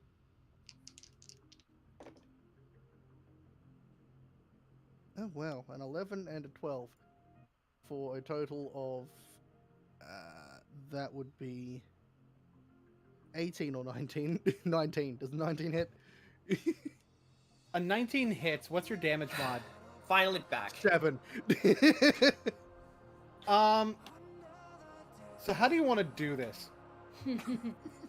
This defenseless sleeping bastard. After Poor rushing soul. in and causing widespread mayhem after people seeing Bear running through the streets. He draws his trident and just brings it crashing down on this sleeping Gruul's head, turning it into paste. Splat. He goes splat. Bonk. And that will be everything you're doing. Yep. Tuffy, you seem to have moved in directly behind Bear. Yep. Hey, I Tuffy. come in right after Bear does his thing, and I'm like, Bear, what did we say about? To be fair, Tuffy, they just tried to kill me.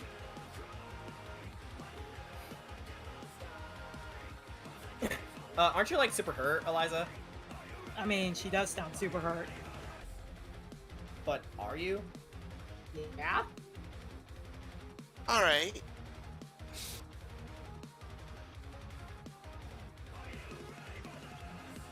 Then we're gonna do this.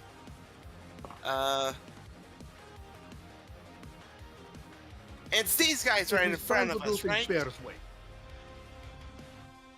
And it's these guys in front of us, right?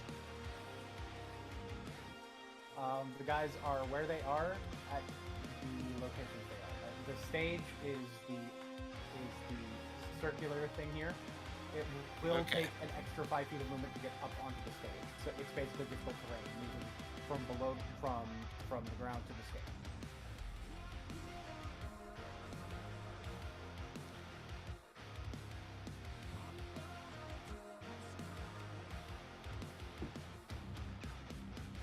What I just want to do is, hey, you mind if I just try and put the guys up on top and to sleep?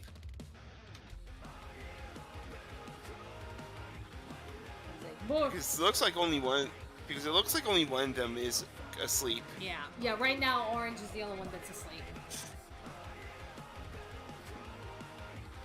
Alright, I need to double check if you have to be able to... No, it doesn't have to be a point you can see, so you will have to aim it further back to not potentially hit him. I mean, yeah, I'll be aiming a little back so it doesn't hit him, but, you know. 5d8, let's do this. 5. I mean, like, try and put me to sleep. Go ahead. 6. 13. 18. 23. Okay, so I believe it's in order of their current hit points. I have to re-fucking start it again. Oh, The music? No. that Roll roll 20. 20. There has been issues. Damn it, the both of- music's over. both of- No. Both of them are going to go to sleep. Alright. Go the fuck to sleep. Go to bed, go to bed, go to bed, go to bed. Yeah, go to sleep, go to sleep, go to sleep, go to sleep. Yeah, that's the line. Well, That's a reference. congrats. I guess they're both asleep.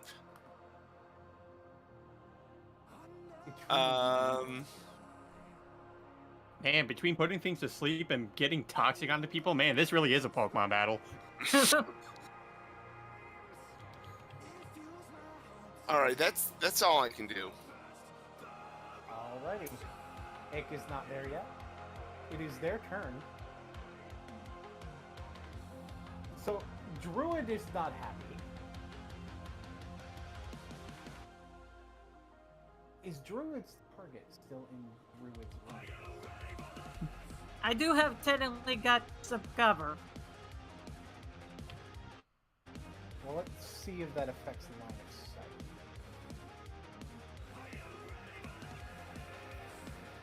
I'd say half cover, but that wouldn't affect something that's the same.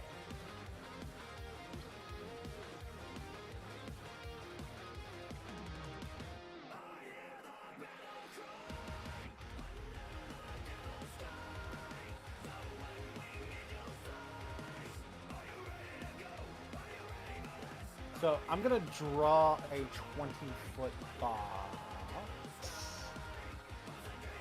Okay.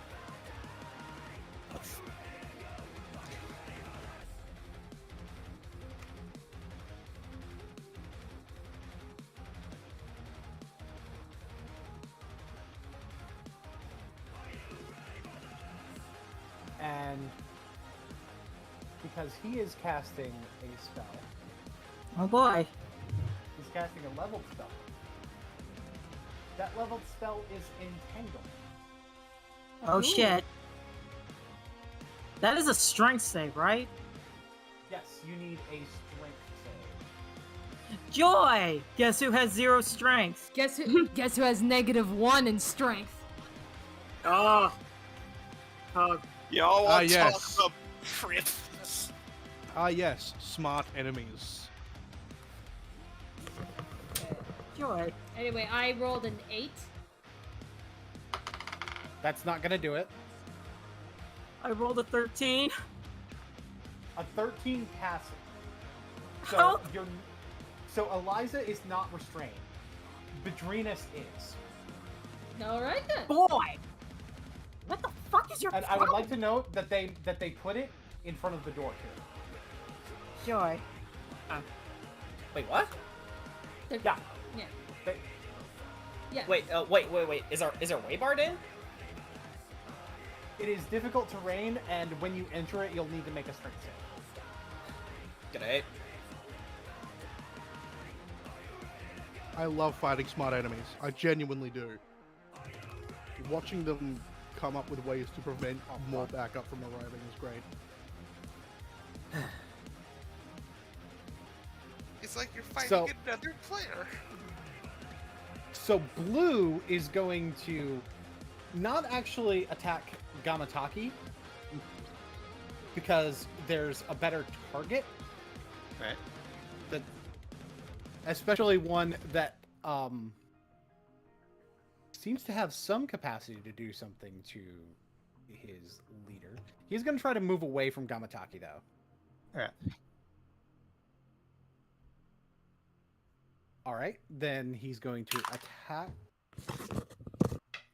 21 will hit. Vranhausen does take 6 more damage. Ow! Enough with the spiky stick!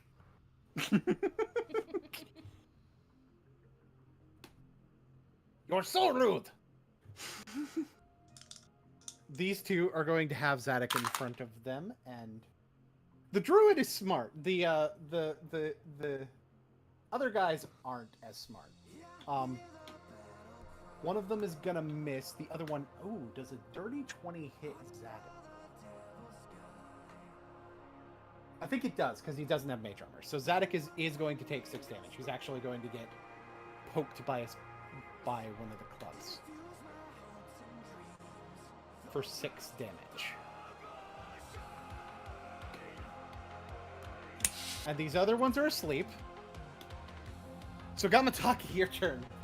So, since blue only moved this far, He's like, God damn it. I'm gonna go for another unarmed strike. Go for it. Alright. You do not have advantage anymore. Right. Does a 17 hit? It sure does. Alright. Case. That's 6 damage. Almost. Oh, well, good thing I still have 2 more key points for a flurry of blows. Man.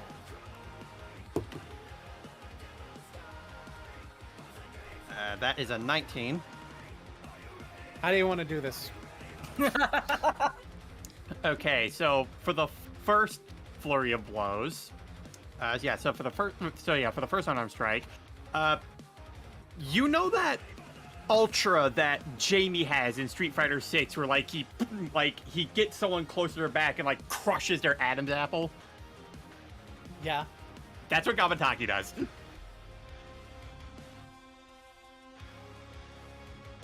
Yeah, the one that's borderline a fucking Mortal Kombat. Yes. move. Jesus fucking Christ, dude. Allow me to point out, what the fuck? That is actually sadistic.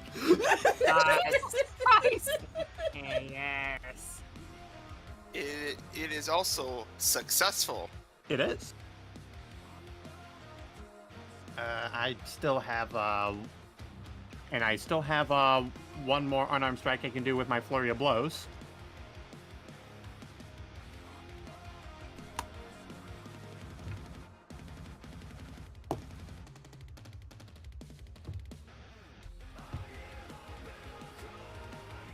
As a reminder, you do not have advantage.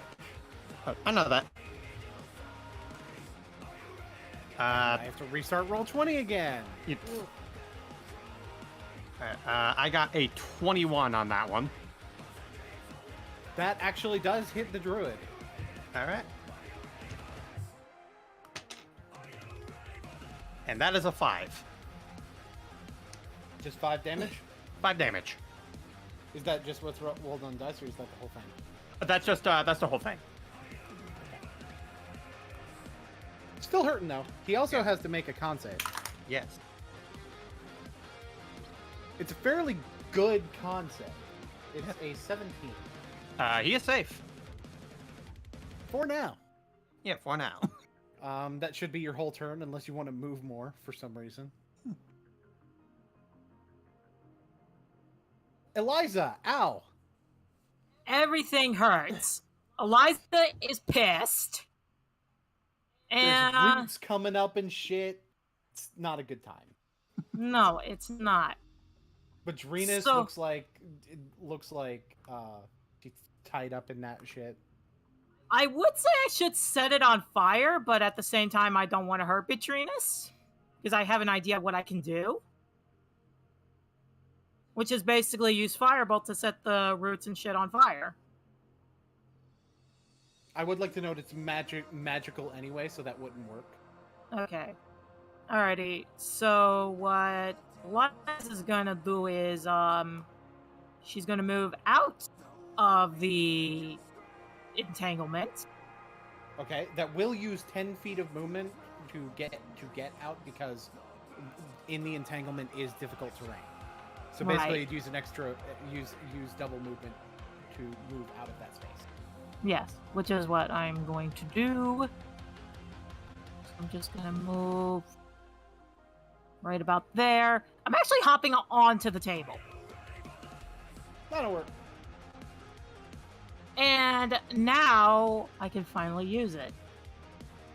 I am going to use Dragon's Breath. Okay.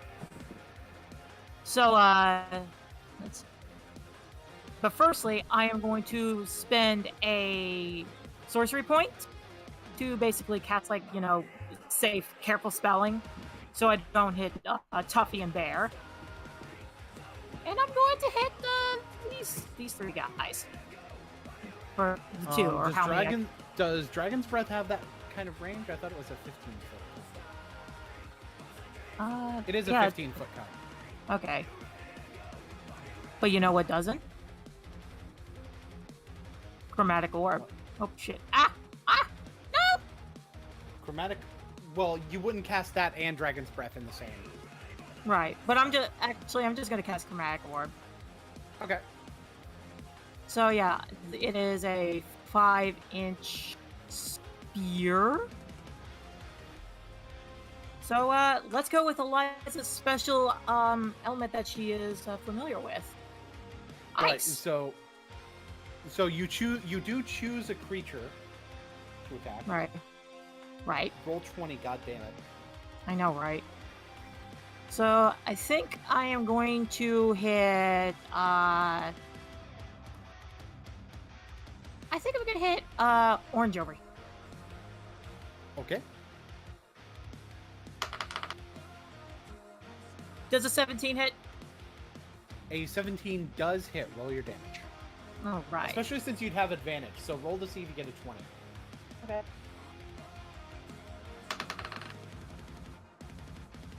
That's a dirty 20, so sadly No, no. that doesn't... Yeah. No crits. Alrighty. And we're not So- playing with 1D&D rules, so... Yeah. Yep. So 3d8 cold damage. No lights are cold. I More than always 3d8s, you may get a moment. Alright. Lucky number 777.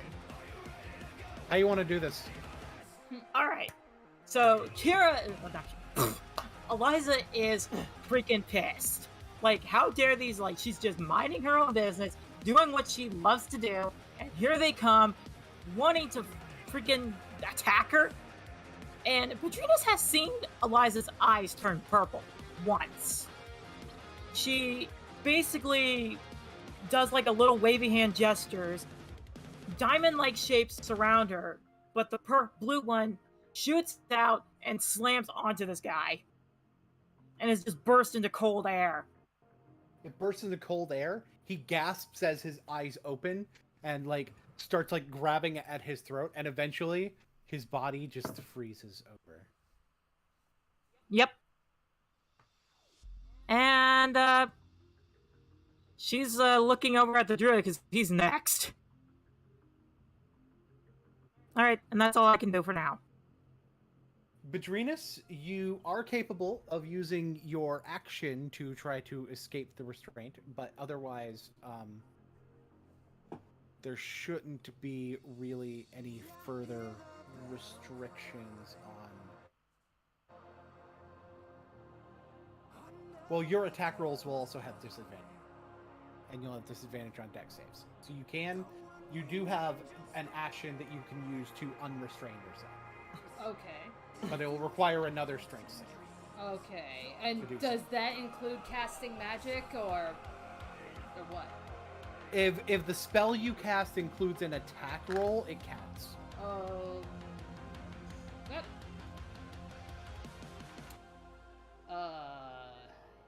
Yeah, pretty much. Like I think like all my attack spells. So yeah, I'm gonna have to get out of it. I'm gonna have to get out of this entanglement to do anything.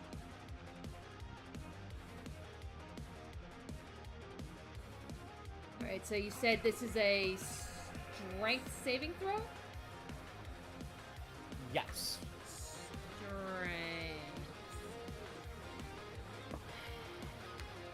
2.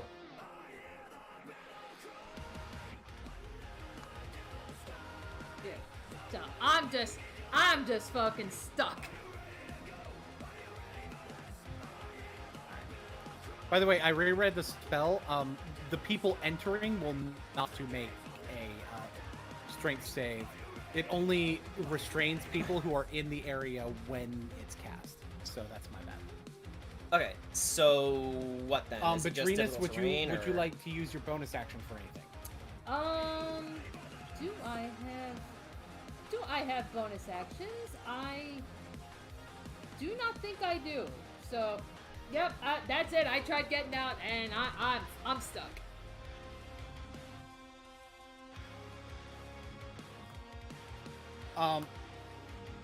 Alfred will say that since it's so late in this round, that you'll show up, and Ick, you'll show up on the next round, because basically it'll be like right after the other.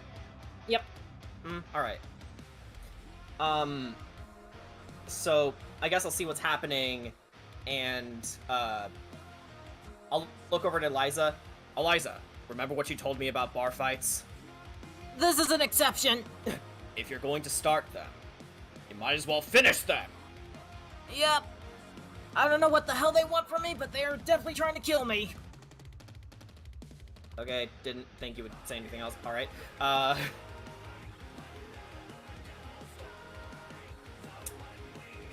don't get it. Is my turn? It is your turn, yes. Oh, fuck you. Okay. Okay, so... No, get the right movement tool. Okay, so... And that is difficult terrain, so that would end up using like 15 feet of movement to do. Meaning... It's only 10 feet. Meaning I only have 10 feet of movement left. Alright. Wait, where did I start? You started right here. Oh. Yeah, you were next to Vidrinus. I hate roll 20 sometimes. I had to plan. What was I gonna do? Oh yeah. Okay. I'm going to use my superior technique as a bonus action for Bear Commander Strike. So, Bear, you get a free d6. So you can immediately use your reaction to make one weapon attack, and then you can add the superiority dice to the attack's damage roll. Cool. My main action, however, is gonna be Chaos Bolt, and it's about 120 feet. I want to aim it at this man's. Alright. Okay, that's a ranged spell attack. What do I add to that? Is that where you add your spell attack bonus? Yeah. Okay, so with that, it's a dirty 20 to hit. That will hit. Oh shit, it actually hit. Okay. On a hit, the target takes 2d8 plus 1d6 damage. Okay. Yeah, Chaos Bolt is weird. So I guess I'll just roll all these dice. Alright. And then, choose one of the d8s. The number rolled on that die determines the attack's damage type. Well, it says 2d8, so I don't know what it means. Okay, so... Choose one of the d8s, and that d8 will determine what type of damage it is. Oh, okay. In that case, I'll choose 7. Psychic damage. Okay. And on my d6, I roll... Yeah, on my d6, I rolled a 9. How did you roll a 9 on a d6? Yeah, I was about to say. Oh, wait. Sorry, I'm kind of stressed right now, with all the stuff that was going on. That's a 6. I was looking at it wrong. So 6, 7, and what was the other d8? The other d8 was a 5. Okay.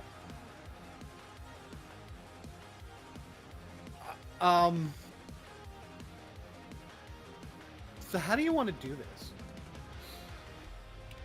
Wait. What? He did. What, this guy is dead? He did. Okay. So, I guess using my signet ring, I call over to the druid and say, you over there! Oh. Oh no, not me. Okay. If you attack my friends, you will regret it. And then I directly attack his mind using the spell. You can see him clutching his head and screaming in pain until eventually he falls over dead. Almost toppling on top of Thranhouse. It's like, ah! Watch where you're throwing the body! That's rude! Technically, he didn't throw it, he fell on top of you. Same difference! You okay, Vector? I just gave him an aneurysm.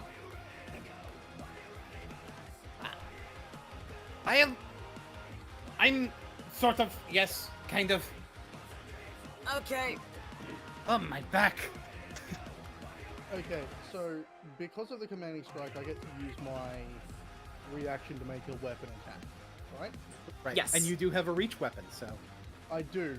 Would you consider pink to be within my reach, considering it's sort of an angle? Yeah. That counts. Okay, time to make a free attack using my reaction.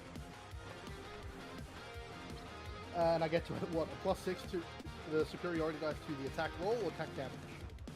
Let me double check. I'm pretty sure it's just the damage. To the damage. Damage, yes. Because he's asleep, do I get advantage on this boon? Yes. Wonderful. That is 21 to hit. That will hit. Roll your damage. And I'm using Trident, so that's 2d6. Because it's superiority. That comes out to 13 damage. How do you want to do this? Yo! recoiling from the blow crushing Purple's head and hearing Alfred's command, a switch sort of flicked in Bear's brain, and he just spun and drove the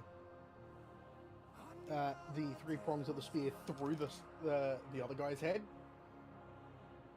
It was barely even thinking; it was just an automatic response to the call. I would like to note that is technically 2 kills for Alfred in 1 turn. Holy shit. Nice. Nice. And it's well within character because he played to someone else's strengths. And in Bear's case, he has literal strengths. Now, since he's dead, does entanglement go away? Yes, because it is concentration. Oh, Badrinus, you're free! Yay! And as a free action, I'd like to turn around over my shoulder and say, Badrinus, join us. just for that, like, you know, as like the vines and stuff, like, you know, just kind of like drop, you know, she just turns and she just smiles and nods. Wait a second, I just realized something. Huh? You gave Alfred a turn before it was Alfred's turn, because we hadn't finished round 2 of combat. I know. I said I was going to go ahead and put him in here because it's late in the second round. Okay. Makes sense. Do we drag Ick I in for a intentionally- round as well? Do what? You want to drag Ick in for a round as well? Because The reason. You know what? Yeah, we'll go ahead and have Ick take a turn. Oh, okay. Yeah! Eliza hurt badly. Yep. This guy is asleep, right? Yeah, And these guys are just sort of fine, or they are. Well, one of them is hurting real bad, and they're both dealing with Zadok, which is real bad for both of them. Because Oh, he's yeah. a Blightsinger. okay. We just... Probably should take one of them alive because I'm sure my guild would love to hear about this.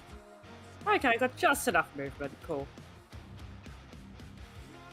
Well, first I'm gonna cast Shillelagh. Shillelagh! Yeah. Shillelagh! Close to my Celtic heart. Oops, that's a chandelier, right? I think it is. What a chandelier? That. Yeah, that's a chandelier. Okay, good. I can go under it. I would like to note that this combat was supposed to be harder. I mean, I got a little you scared there severely when underestimate how well this team works together. Then. Yeah, no, it's fine. I just need to up some shit in the future. It's all good. me. Actually, first I'll just use my Halo of Spores, actually. Because that's a reaction. So, he's... Okay, so This he does- needs to... Yeah? Halo Spores being a reaction, I would like to note that means you don't have your reaction until it's your turn again, which your turn is coming up fairly quickly. So Yeah. It doesn't matter. So he needs to make a con save. Or take just a little bit of damage.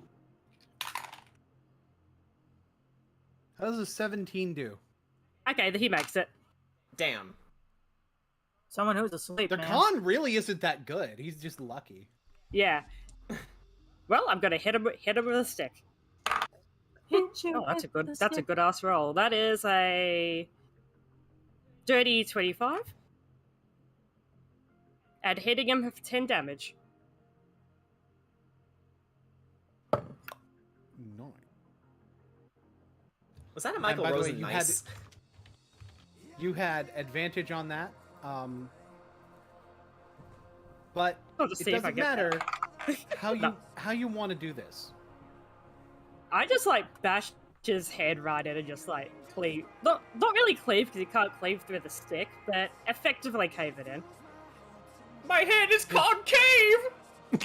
All making le- horrible his goblin leg shrieking. twitches as the life leaves his body. And I end my turn. So Zadok is gonna summon a Shadow Blade. Yo, Ooh. this man is winning Eliza's heart. Despite nearly killing Ick. Hey, But hey, I'm not letting it go. Alfred's fine with it as long as he doesn't do it again. So we got a blade singer with a scimitar and a shadow blade. We got a dual wielding wizard. Yeah. Oh, that's glorious. He's gonna hit with a Shadow Blade attack. Excuse you. Thank you. I'm not gonna roll the second die. It just beheads. Just beheads yellow. Just the head goes flying. Eliza's just sitting there like, oh my god, this man. And he just eyes up Face Man. And is like, and just cocks his head. It's like, really?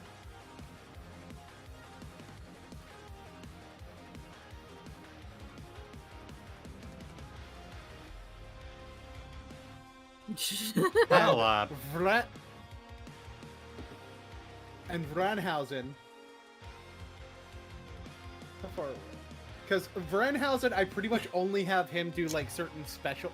I give him like little special actions. He's a little bit different. he built different. That is within 60 feet. He draws his hand back. Cast!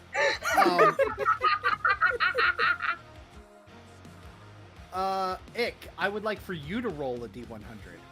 Ooh. Well, let me move that turn order. There we go. 93. 93. He's going to need to make a Constitution saving throw.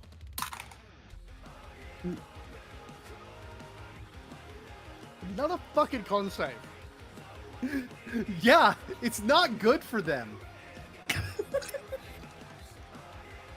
That's a 12. That's gonna fail. It doesn't matter how much the damage would be. He spits up black blood and dies. Da da da da da da da da. Ow.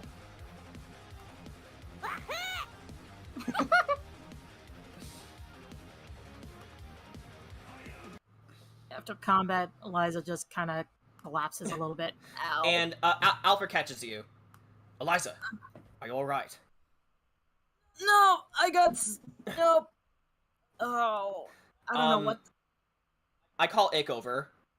Oh. It Ick, stops get dancing over around here. the course. Just watching it just circle the corpse like this one is dead, Yeah. this one is dead, this one is dead. And Alfred shows Eliza to her. And Eliza's eyes slowly turn back to red. Oh, Ick paps Eliza in the face with the cure wounds.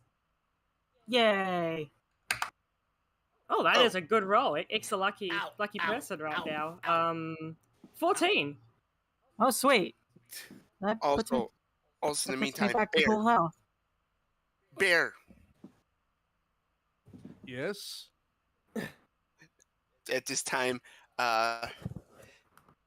Tuffy pulls out pulls out Leaf from his backpack, which he hid Leaf in during combat. Leaf's just I like, have a "Let me new at him. I gotta take- friend. Let me at him. I could have taken him. That's- Is everybody okay? And thank you. Bear Ick, gets for his usual goofy grin. Bear Yes. like this one. Yes, but Ick and I bring dire news. I look over to Badrinus. Badrinus. So sorry. Yeah. It wasn't Withersbane in the corpse. It was a mutagen. Mutagen. Yes. I believe someone from the Simic Combine must have either had a hand in it or was responsible for it. And they're using the Golgari swarm as a scapegoat. Bear pounds his chest a little. Bear has bad news as well. What is it? They has told Bear that Dombri is leading.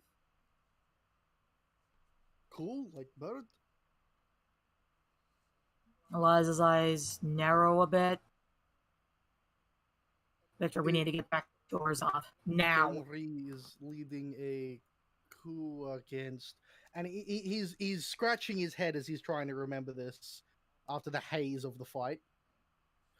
Dombri is leading a coup against the guilds.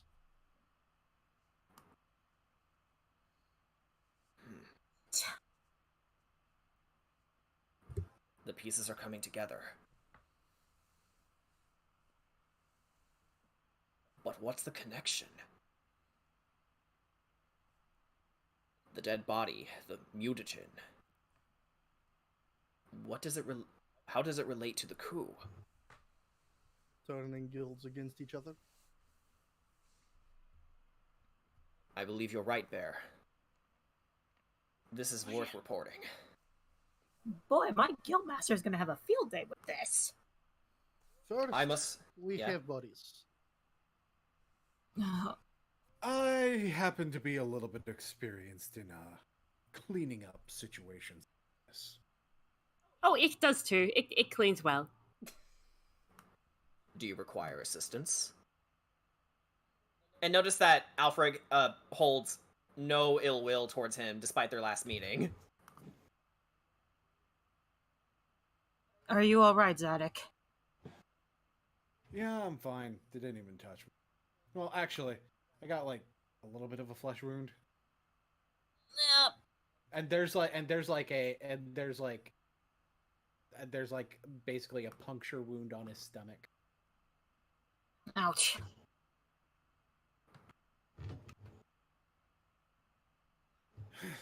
So that was scary. I didn't expect them to surround me like that. It was coordinated, planned. Yes, that was definitely a planned attack. That wasn't random.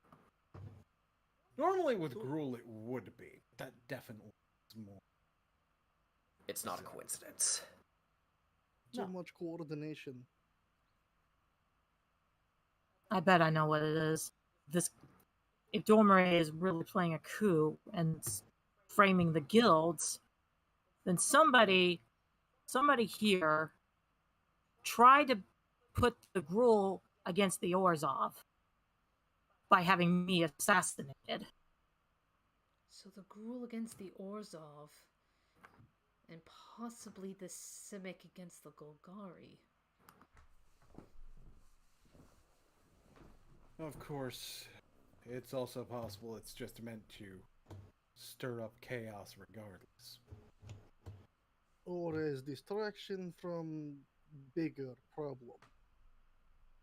Because it's also isn't it also pitting the Simic and Golgari against the Boros based on what I overheard? It is a possibility. I would like to investigate the I would like to investigate this druid's body. Go ahead, roll me an investigation check. Okay, let me take a look at my investigation stat.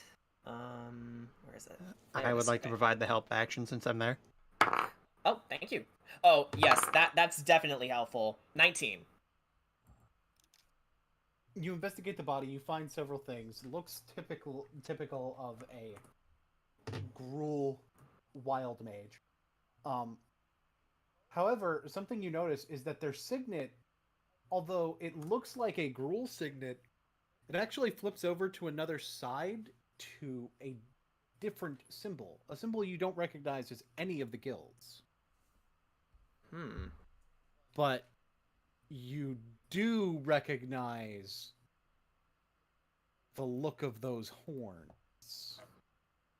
It's the symbol of Bolas. Can I see this ring? And that is where we're going to end the session. Oh, just as I finished the doodle. Oh wow. You don't to the ghost girl? Is that going to be next session? I think it might be. Okay. So I would like to thank everybody who was watching for coming out. I'd like to thank my players for a fantastic session. I'd like to thank. Thank you. Thank you for the good game. Yee. I'd like to thank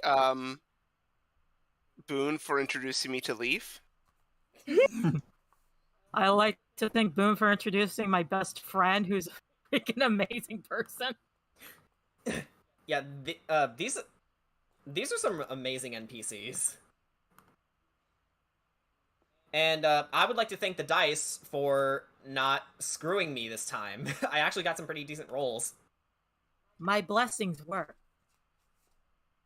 So next time we pick up from finding out that there's that these Gruul members actually had a signet.